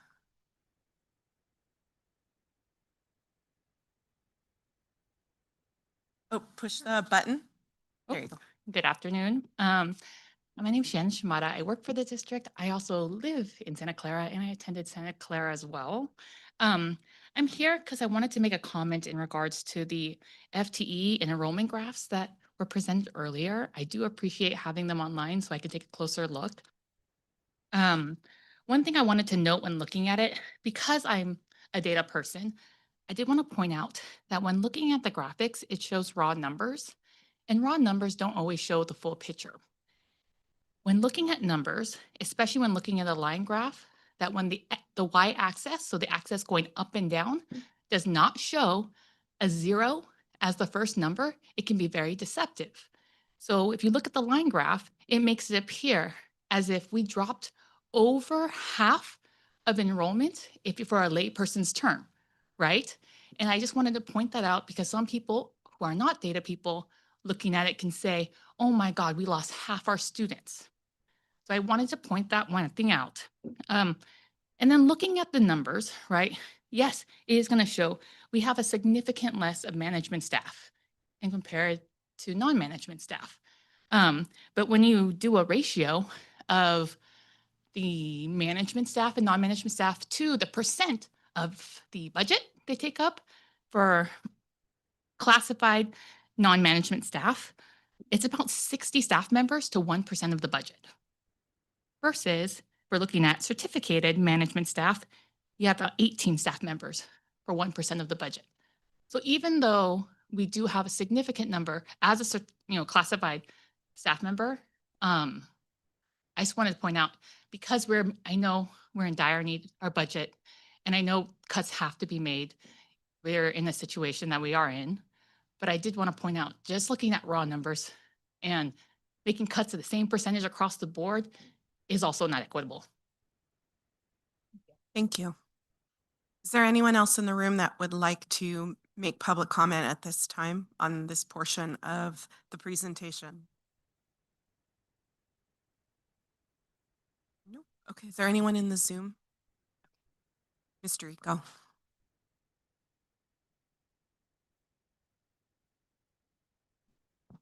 Okay, for members of the public attending through the Zoom webinar who would like to speak, please use Zoom's raise hand tool. And I do want to make just a note for anyone who's viewing through YouTube who would like to make a public comment. You can go into your browser or attend through your phone and make a public comment in Zoom by using the link www.santaclarausd.org/board/webinar. That link is working. Public speakers will be called upon in the order that hands are raised. There will be a 2-minute timer on the screen, similar to the one that we have in the boardroom, to help you moderate your comment. To ensure everyone has the same amount of speaking time, we will have to move on to the next commenter after 2 minutes. And when your name is called, you will be prompted by Zoom to unmute. Our first commenter is Maritza, and you should be prompted to unmute now.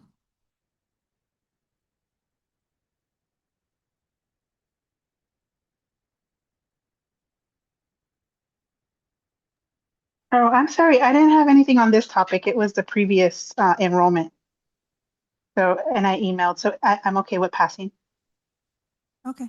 Okay. And we did receive your comments. I can confirm that we received that in the public comment email, and we've passed that on to the board. Thank you. And that was the only electronic comment. Okay, thank you. Okay, so we will close public comment on this portion of the presentation. Dr. Wright? Yeah. Oh, I wasn't sure if he had anything he wanted to add before we did another round. Okay. No? Okay. No. Okay. The board, Trustee Fairchild. Thank you. One of the things that I have been thinking about, as we've all mentioned, return on investment, is how we're going to figure that out. We have a lot of initiatives going on. And I guess there's this reticence, we don't want to use the CAS data for some reason about 2018, 2019. Common assessments seem to have evaporated. So how are we going? My question is, this is maybe not fair, but I'm just curious as how we're going to figure out, or are there any ideas, what is our return on investment to cabinet?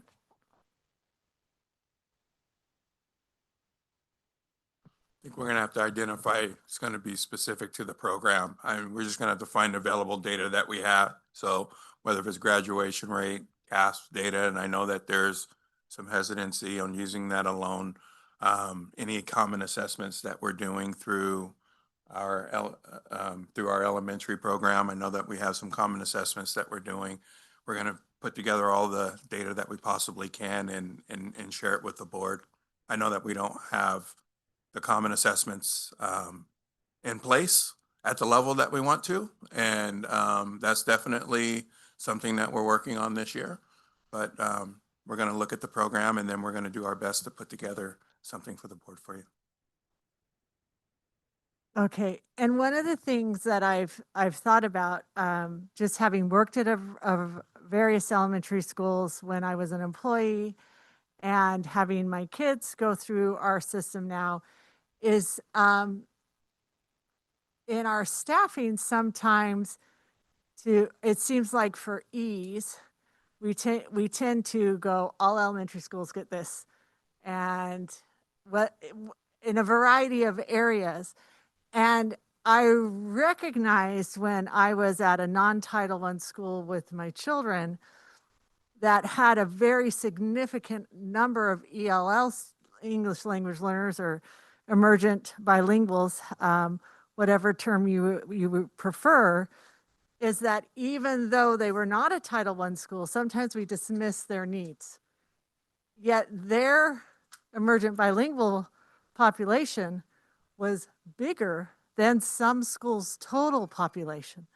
And so when we're looking at equity for our schools, one of the things I really want us to consider is the number of students that are in some of our schools that may not be, that still have the needs. They're still Title I schools. They're still low-income students. They fit the category, but because the percentage is lower and the school is much higher, for some reason, they do not get the same services. So just something as far as equity to consider. Trustee Rotterman? Yeah, I think, unfortunately, with this format, 2 minutes talking for a board member, the ability to convey really substantive information on an extraordinarily high level is difficult. So I looked at the principles you've got for the group trends. I don't disagree with any of them. I think they're all pretty good. The one thing I might want to add to that is, and several trustees have talked about it, some type of evaluation system that currently, as far as I know, doesn't exist. I think you need short-term evaluations. I mean, I come from the business environment, done quality circles, TQM, a lot of these things, they're continuous feedback. And so you constantly measure, take a look at things, and then react to them, give feedback, adjust the system, and keep moving forward. We probably can't do that, but at least on our academics, et cetera, I mean, we already teachers give regular tests, this type of thing. A lot of our measurements, we don't know what's happening until a half a year or a year later. And by then, basically, we can't do anything to really adjust that. So I would like to see part of this, particularly if we start making cuts and changes and adjustments, I would like to see something that lets us know, okay, that cut was devastating, not in a year, but in a month or in 2 weeks or something, depending on what a reasonable testing frequency or assessments frequency would be, so that we can then react to it and say, okay, well, that was, we maybe overstepped here, or maybe we find something, the other side of that, look at the other, we did this and it was fantastic results. Let's make sure that we can then duplicate that other places before we wait for a half a year or something to go. So the one thing on return on investment that I think is critical is that we evaluate that on a very short-term basis if we can. There's tons of literature out about this. I'm not creating anything unique here. It isn't as well applied in the educational space as it is industrial space, but I think it's something we should definitely take a look at. Trustee Canova? And I know we focus a lot on the return on investment, but also too, just best practices. I mean, there's other districts, we're fortunate to be in such a big state. So there's other districts of a similar size, a similar scope. I would benefit as a board member to look at best practices. What are their staffing levels at a district similar to our size? What staffing levels do they have at a high school, for example, compared to what we do? I don't know. I'd like to know. I'd like to know what that comparison is. But I want to find best practices throughout the state, compare ourselves to those best practices. That would be information I'd appreciate. Well, and I would extrapolate that even further in terms of programs that other districts might be using that they're finding success with. I know in neighboring districts like Gilroy and Milpitas, they've got achievement scores for their emerging bilinguals that far exceed ours. What are they doing? Can we learn from other districts? I think there's some reticence to learn from those around us and wanting to reinvent the wheel. And I think if it's working somewhere else, let's see if we can make it work here because, why not? So I think Trustee Canova raises a good point that we should be taking advantage of those around us and learning from their success and implementing things here that we're finding are successful elsewhere. Trustee Watanabe. Thank you. Going back to the open enrollment issue, I'm looking at Montague, for instance. I actually talked to some teachers over the weekend. They had a garden cleanup out there, and I spoke to a couple of the teachers, and they were telling me about the combo classes that they have. And I'm just wondering or hoping that, as we continue to have these discussions and get input from the community and teachers as well, more importantly, to find out what is causing, students to enroll in other schools, what's causing them to leave, what would keep families in these schools, and to find out what are the programs that are going to work, and to get that return on investment that we know is being successful in other schools, and again, just making it available, that equity issue, and making it available in other schools where there is that concern about the combo classes that is, long-term impacting our students' education and their growth in schools. So that's all I have on that. Thank you. Anyone else? Oh yeah, I forgot. Trustee Muirhead, then Trustee Fairchild. So, in a way, I feel like we were sort of led on this path. So we talked about our drop in enrollment, and then we talked about our increase in staffing in certain areas in particular, which would sort of lead you to say, well, we should just start releasing staff. And especially we've been talking about combo classes and some schools where there's only 15 kids in the class would sort of say more combo classes or decreasing staffing at that school. But I also really want us to think about a dive into the programs that we're using, whether it's and I'm talking about like how we're teaching. Do we have certain things? And I'm broad because I don't know all of the different programs that we have in our district, but we have different things that are going on that we've done for a little while and they're not producing results. Maybe we don't have enough time to see if they have results. Maybe it's something that's been around for a while that maybe is not making the difference based on the amount we're spending on it. I think it's not just as simple as saying, oh, you have 2 classes of 15, let's get rid of a teacher and bump up your class size. I think that's a really hard one because that's really affecting both students and staff. But are there things that we're just not doing well, or we're spending a lot of money on, not just by school, but in other ways? A lot of districts around us, I talk to trustees and they're so envious of the money that we spend per student. You brought up those numbers. But are we using it efficiently?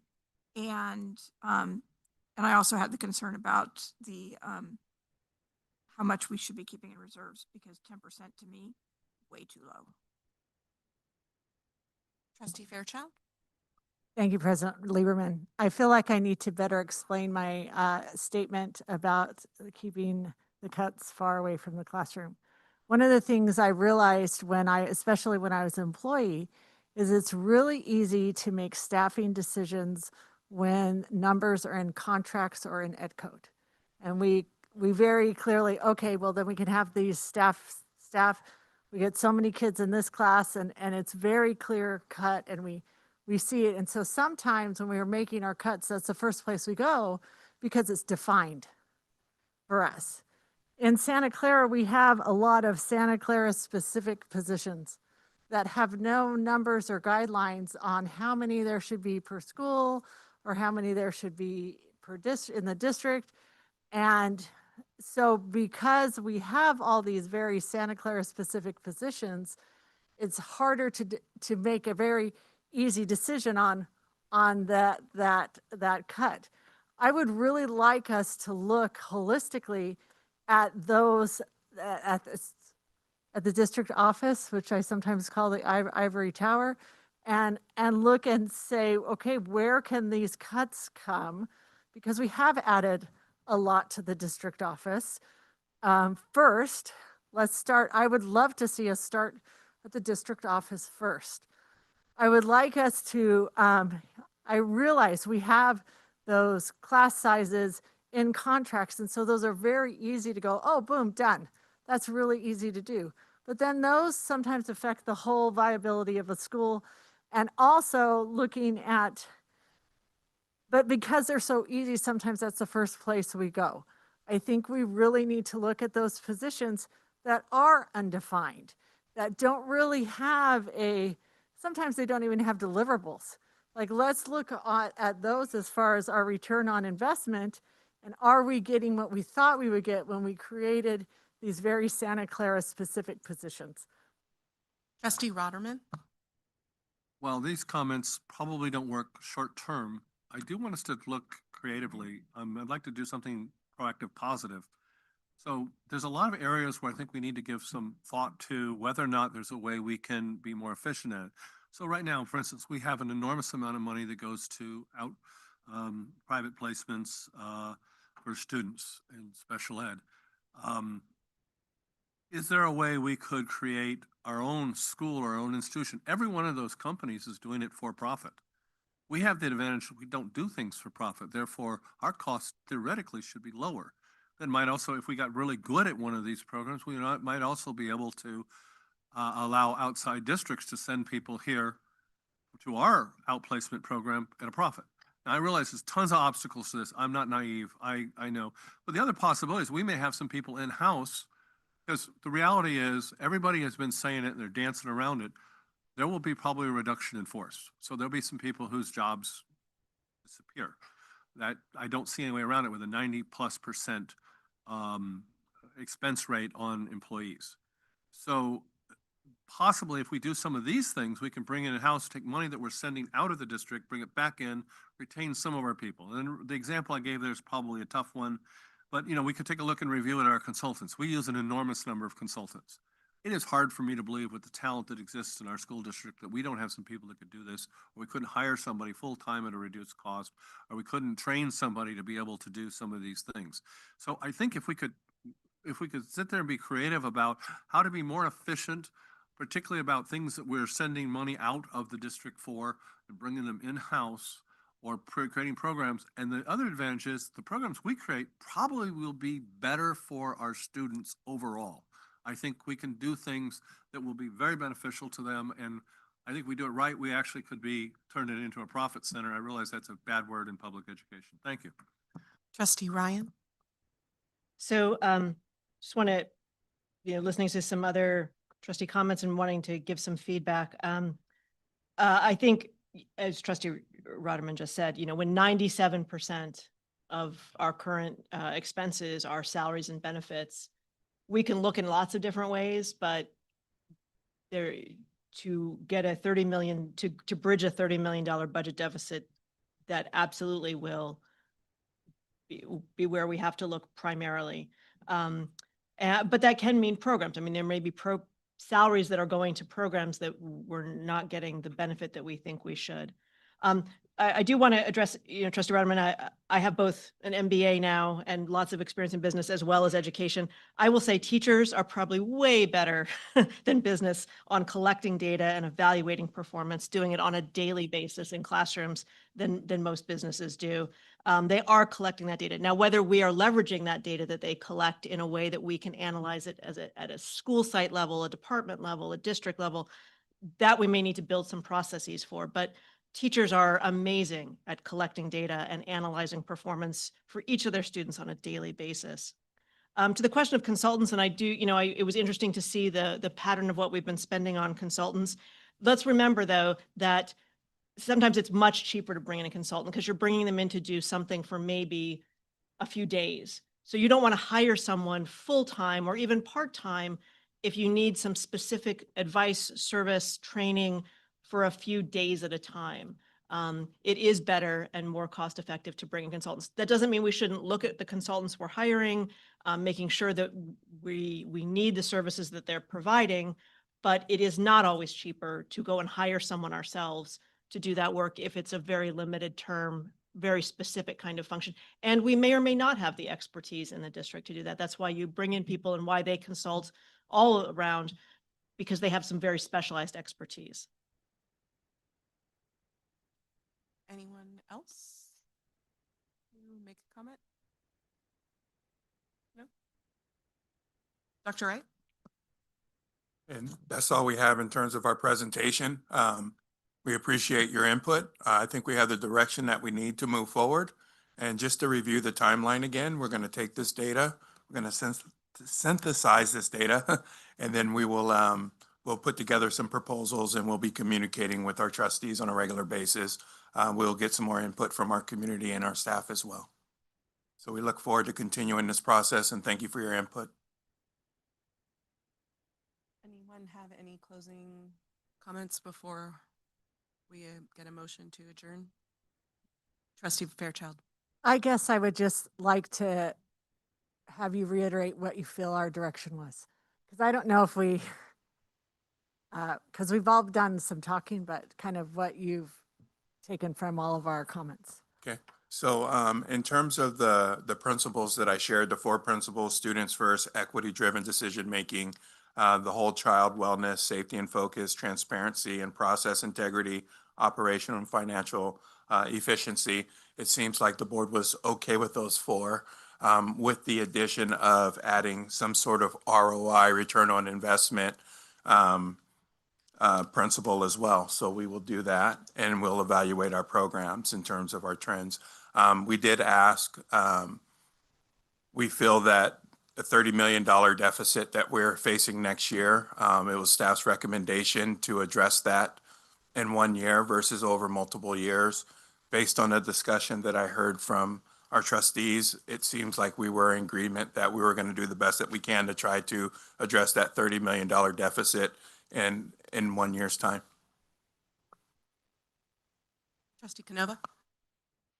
In 1 year's time is a good goal, but even if it was 2 years' time, that's still a pretty significant accomplishment. And also in the spirit of the ROI, I mean, it was stated earlier, but it would just be great to have some comparisons to other districts similar to our size. Best practices. I'd like to see what's being done well, and is there anything we can learn? Trustee Muirhead. So based on that recommendation, to do as much as we can over the next year, I think I would like to see at least what that does to that reserve line that was going down to 10%, because if we make cuts now, it affects every year going forward. So it would be good to see. I mean, you picked 30 million. We didn't really have a discussion. Well, should it be 29 or 31 or whatever? I'm assuming there was a reason for that number. And it might have to do with how it affects that reserve line. Is that why, I guess it's the question, why 30 million? 30 million because that's our projected deficit for next year. And we selected that 30 million number to address it in 1 year versus over multiple years. And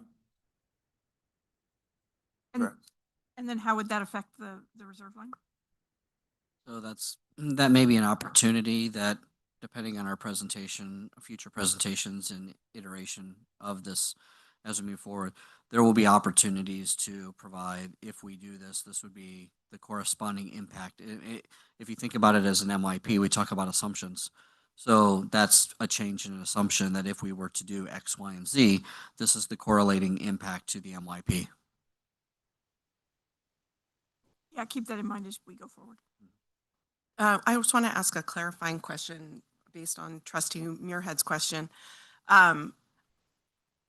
Given that you are going to bring recommendations for cuts or however, are you going to stop at 30 or is it going to be, I mean, are we going to have a discussion? Like, I mean, how do you bring us 50 and say, pick from this list and get to 30? Like, I want to understand kind of how the process works in terms of No, figuring out what the 30 is. we're going to do our analysis and we're going to bring it back to the board and what we're going to do is bring forward recommendations and be able to explain the why we're bringing forward these particular cuts to move forward. And again, we're going to use these guiding principles as our lens to identify potential areas. I think we have a board meeting on hold right now, I think in late October. Should we need to come back to the table and have this discussion? So what it would look like is when we identify when we get the data, identify some potential cuts, we would come back to the board, have a discussion about it, and then we would bring it forward as a recommendation and be able to explain the why we're bringing forward what we're bringing forward. Yeah. No, we don't have an intention of bringing you a menu to choose And from. saying pick. No. Okay, that's good. 'Cause No. that would be kind of creepy. And what's the date of that October meeting? Is it on our calendar? Yeah, he sent, it's the 29th. We have it on hold on our calendar, but we No, you haven't told sent the it in board. the, Any update? in the update, Okay, yeah. I did, okay. Trustee Watanabe and then trustee Rotterman. Thank you, President Lieberman. Question. So, going through this budget process, I'm just wondering, not that I don't trust you all, but is there a second pair of eyes or a mechanism that's used to just make sure that everything is looked at, that there there may be buckets, but possibly that monies have been inadvertently put aside that maybe should be in another bucket that would impact the numbers in the budget. And the reason I bring that up is because it did happen in the city when a new COO came on board and looked at all the numbers, and the city was looking at a $25 million deficit. And after he looked at everything, it came down to about $6 or $7 million. And so it was something that was workable. So that's why I asked that question. Thank you. Yeah, that's a great question, actually, because, and I see a couple of my staff in the audience, and so I'm gonna pick on one of them and use them as an example. But there's multiple iterations of this budget development process as you go through. So, for example, one of the individuals that's in the audience is Adam Flores, who's our Director of Maintenance and Operations and Transportation. So it's Adam's. It's Yeah, Adam's fault. it's Adam's fault. Okay. You know, but he's sitting right in a place that I can see him out of the corner of my eye. So, and he's blocking Michelle. So I could have picked on Michelle too, but we'll pick on Adam. And I use that as an example is because as a manager or a director over those departments, he's working with his management team to analyze each of those individual portions of the budget. And then they're sending them to him to go ahead and get input. He then sends that up and to also behind me, Shani Yam, who is our Director of Fiscal Services. And so she and her team are entering that into the budget. She and I are having constant conversations about that as it relates to it. So there are multiple eyes on this budget development process throughout the process, and that is replicated throughout the organization. So whether it's a site administrator working with our ed services staff and the team there, them working with their school site council, there's multiple iterations of this. When it gets to my level, I'm looking at it holistically. I'm having conversations with executive cabinet. I'm having conversations with Dr. Wright before it ever even comes to the board. And then ultimately, after all of that, it goes to the County Office of Education. After you all approve a budget, then it goes to the County Office of Ed, and they're doing their review at least 3 times a year. So there's multiple different iterations of that budget review process. Trustee Rotterman? Okay, so I'm going to make an example here, but I don't want anybody to think that this example is something I intend to do. But let's say in the budget recommendations, you come back and you do something radical, like you want to eliminate busing. By the way, I do not want to eliminate busing. I'm picking that because I think it's a safe topic that we'd never eliminate the busing. But at any rate, let's just say you come back with, I want to eliminate the busing. I realize you're not going to bring us a laundry list, but I would like, if you do something like that, if you come up with something you think is going to be radical or going to create a great deal of consternation, I'd like you to see an alternative or two. The other approach to that is you can bring it back to us and we're going to say, hey, I'm not sure about eliminating busing. You better come back with some alternates. That delays time. So if you can bring it to us at that first recommendation and say, all right, I know this is going to upset y'all, but here's what I think we should do. Here's a couple other options we could do instead. The reason I chose this is X. I think that would be very useful to us. So do not eliminate busing. Thank you. No, that is a plan. And in addition to that, if there's anything radical, I think you and I, or me and the board member and the trustees will have that conversation before the recommendation comes forward in our one-to-ones. Yeah, no surprises. Trustee Fairchild? I feel this needs to be said. We've been pretty stale in our conversation about $30 million, but we are talking about people's jobs. And this is going to be a difficult conversation. It's going to affect some people more personally than others. And it's going to affect some schools differently, and it's going to affect children. And so it is going to be difficult. I think we always talk about giving people the benefit of the doubt, or, and I really think this is one of those times where that needs to happen. I don't feel like anyone has nefarious motives, but I do feel like we know that we need to course correct. We've tried to course correct delicately in the past, and we're beyond that. This can't be a tiptoe. This has to happen, but it's going to be hard, and it's going to affect people's livelihoods, which is not going to be fun. I was an employee in this district when major cuts were made in the past. I had enough seniority where I wasn't infected. But it is going to affect some people and in a big way. And I feel like we just have to be aware and sensitive to that, because even as we're talking here, there are people that are going to watch this and feel a great deal of anxiety about their futures. And so it has to be done.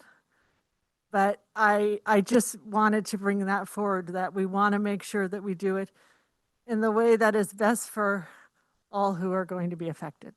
Thanks. Trustee Ryan? Yeah, I just thank you for that reminder, Trustee Fairchild. And I understand you were protected in some of those years where there were pink slips. I was a brand new teacher at the time and was not. So I have been through that process. I know how painful it is, myself and the other new teachers who had to go through it. It is not fun at all. And yeah, I thank you for that reminder. Okay. Yeah. And we will get through this. We will come up with some solution of some sort, obviously, at the end of this process. But as I alluded to earlier in the meeting, I would love to see the district think towards the future, because, going back to, and Andy was here for the Great Recession, coming off the Great Recession, we were slow to rebuild. But then once we got into the good financials and everyone was quite confident that we had the good financials, there should be some dynamic of thinking about the fact that funding rolls this way in the state. It's a roller coaster. So even when we get to the other side of this and times are good again and there's money again, clearly, with hindsight being 2020, with the good financials we've had for a while, we've just been spending money. And we just been spending money and spending money because we had it. We had the money to spend. And was anyone thinking about today? That was not in anyone's radar. It's not even in their mindset. But we know from experience that's how things work in education in the state. That's the way the funding goes. It's a roller coaster. So my only thing I'd like to contribute for after this process, after we make this decision, whatever it is, that we should have some kind of structure in place so that when the financials are good, we're thoughtful about it as we grow. We want to grow, we want to deliver more for our students, but we need to be better about how we spend. So that way, times like this don't come along, that it'll be a less of a disruption instead of a really big disruption. Trustee Muirhead? I think it's interesting how how that 2008, I guess it was, time was so impactful for all of us in our own ways. And I remember as parents, we did furlough days so that we wouldn't lose jobs. And parents were chipping in to watch each other's kids and take them on outings and make an educational day out of it when possible and that sort of thing. And I know with our labor management partnership that we have, that our labor partners, our union leaders, will be a part of these discussions. I know that, you know, they will represent their members well and keep that in the forefront too, is that this is affecting people. You know, very close, you know, people, we have to make all these cuts. It affects people. And we've always found when the adults in the room are in angst about something, it affects the kids. So we have to make this as smooth as we can, knowing that it's not going to be smooth, but it's just something we have to do. And I also wanted to say that, you know, when we got all that COVID money and we talked about how to spend it, I think at the time there was a recognition that this was one-time money. I don't think we were frivolously adding, but we also felt, at least I did, coming out of COVID, that there was so much social, emotional, and behavioral issues that we had to throw money by hiring people to get more people into schools and lowering class sizes and adding more management, doing all these things to support these kids who are coming out of something so traumatic. Knowing that it was one-time money. And we had to recognize, and we have to remember now that that was one-time money, and we need to correct that we don't have that money any longer. I think one of the things that kind of building on what Trustee Canova said, one of the things that I'd like to see us do is, you know, like when your car, it's almost time for an oil change and the light comes on in your car and it says, hey, you're going to need an oil change in like 1,000 miles. I'd like us to have a mechanism in place where when we start getting to a point where the check engine light is going to come on our spending, that we don't wait till the car overheats to have these conversations. And I know that part of that is on us as a board, because since I've been on the board, we've been getting reports about deficit spending pretty regularly from Mr. Scheel. So this isn't a new development. It's just progressively gotten worse. And I think as a board and in working with Dr. Wright and Mr. Scheel, we need to decide when that check engine light is coming on. And when the deficit spending gets, you know, when are we getting too close to the red zone? And I think, you know, we kind of wanted to see if maybe we could dig our way out of this, and we kind of saw the deficit spending and didn't really do anything and didn't really do anything and didn't really do anything. And now, you know, it's come to roost. And so I think we need to have something in place where we start doing a better job of paying attention to this issue and kind of going, hey, we're getting close to not so good, because that 10% reserve number, makes me uncomfortable. So that's all. Trustee Canova.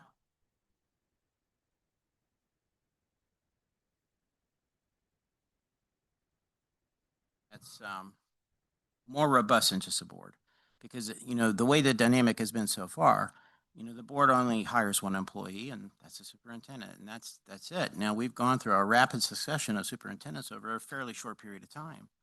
And so this very, very heavy issue, the can's been kicked down the road. And then here we are. And unfortunately, you get the can. And that's unfortunate. But we need to have a mechanism that's stronger than that. Something that just really kicks in like steel. That when the red light goes off, the CBO says the red light is blaring on the dash, and we better get this into the shop, like in the next 1,000 miles, and do it. Otherwise, we're going to be stuck on the side of the road or making passengers get out. I think right now we're making passengers get out. Yeah, and that's not a good feeling to kick the passengers out. So, Trustee Fairchild, then Trustee Rotterman. On that note, I do want to thank Dr. Wright for being willing to face this head on. I know it has been something that maybe some in the past haven't been willing to face as far as these types of cuts that need to happen. And that's quite a task you have in your first how many days? Hasn't been 100 yet. It hasn't been 100. And so I appreciate you having the guts to do this because this is a hard thing to tackle. As a board, I do think we have to take stock as to our complicity, how we've been complicit in some of the spending as we've continued to approve positions after position, after position, after position, after position. And those add up very quickly. And I think it's something that we should take pause and maybe look at our policy or look at a policy that or governance or something that we take agreement on, because our focus on the budget shouldn't be dependent on who we hire. Although, and I appreciate that you have come in with that focus, probably because you did do the CBO training and all that stuff. But we've needed that because we have kind of just let it keep going. So thank you.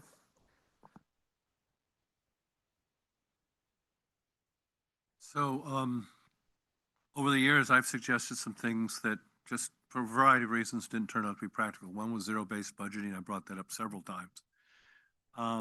And by the way, I love the metaphor of the check engine light. I think that is fantastic. I'm surprised Jim didn't have a comment because anything related to a car, Jim's got something to say about it. Oh, did he? Okay, I was mentally thinking, I guess. At any rate, there are other tools, and I know, and I don't want to be trying to suggest to or tell Mark how to do that, but I think if we look at the check engine light deal, there's rolling forecasts, there's activity-based budgeting, there's priority-based budgeting, there's all kinds of systems out there that, in addition to zero-based, which if you can pull it off is phenomenal, but it is an enormous task to do. But I think that we should do something like that. And I think also earlier when I was talking a little bit about like TQM and quality circles and the different things, I think that applies also to our management systems. I think we need to have management systems that look back and say, okay, are we efficient? Are we doing the right things from a management standpoint? What are we doing? Are we on track? Are we continuing to stay on track? And also looking at, while we're doing that, looking at, is this position, or is this not necessarily person, is this position, is this the right approach to do it? Hey, that we need to change those things, and we need to have an iterative process that continually looks at those and makes adjustments. And so I'll leave it up to the smart people in the room to figure that out, but I'm looking forward to hearing your recommendations. Thanks. Trustee Canova and then Trustee Muirhead. Just to beat the red light analogy almost to death, but and I don't need 2 minutes, I'll be quick. But imagine, kind of going on what Andy was talking about, imagine a world where our CBO issues this red light, on some date, that there's this red light that's been issued. Then what Vicky was speaking about, when various positions are coming forward to the board and we're discussing it, we can say, well, Mark issued a red light on our dashboard 2 months ago. And that would be part of the conversation as these things come forward. That's what I'm suggesting.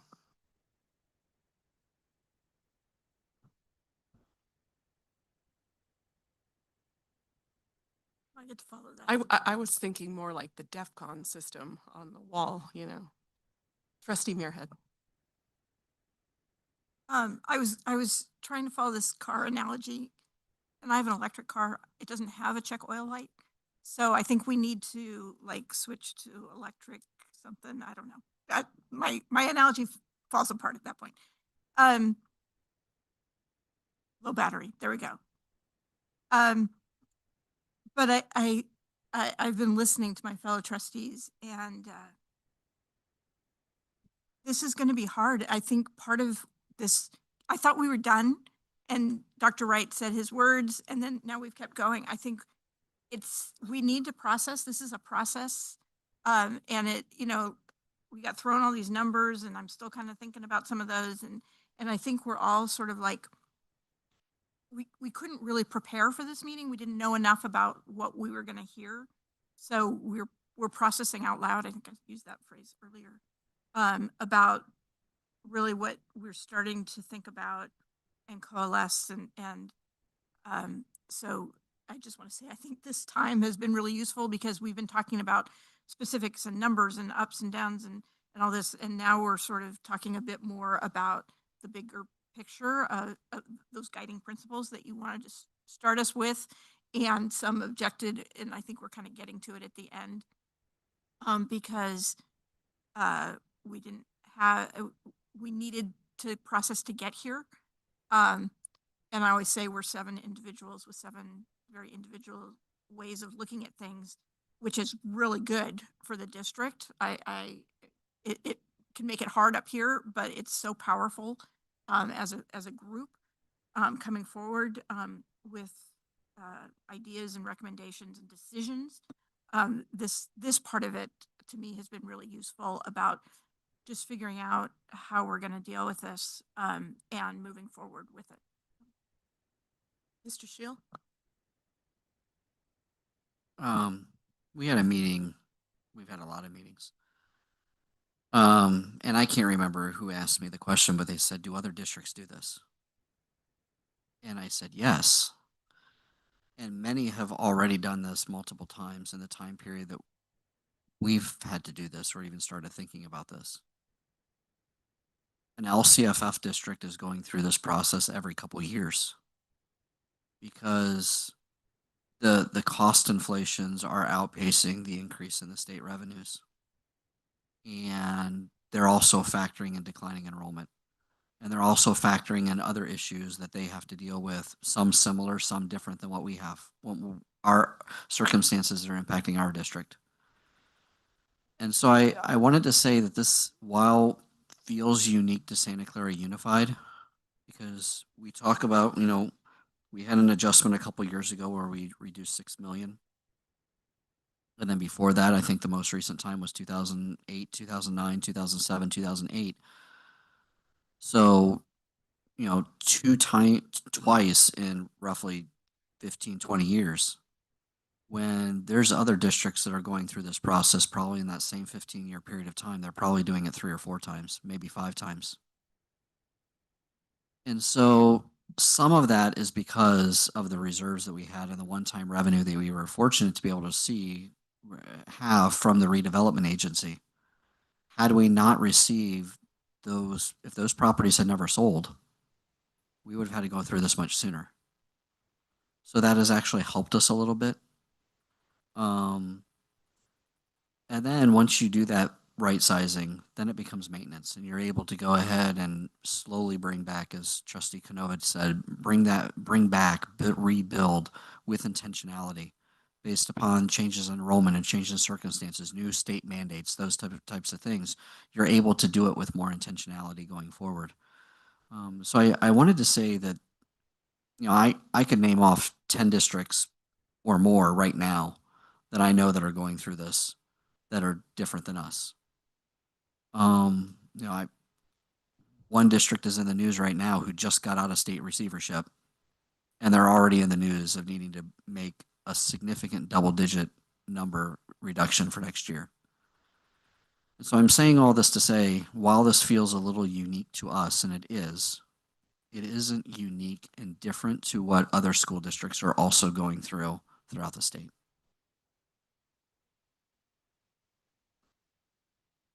Trustee Muir. I would just say that was a really interesting comment, because I think that that one-time money saved us all these years where these other districts were doing it. I mean, that's how we bought our musical instruments, and that's how we bought computers well before COVID, and we already had them before we came in. Those types of things were all that one-time money, and that allowed us to give raises that were higher than others, and do a lot of things because of that. But that was one-time money. And we've spent a lot of it. There's still some, but we've spent a lot of it. And so we can't rely on that anymore. So, you know, we're probably overdue for this correction.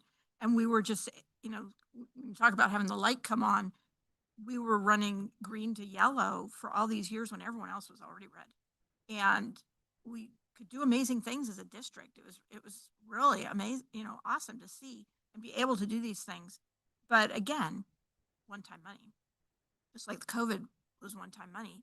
And we, you know, everyone has to understand that that money is no longer available to us. It's not coming in annually.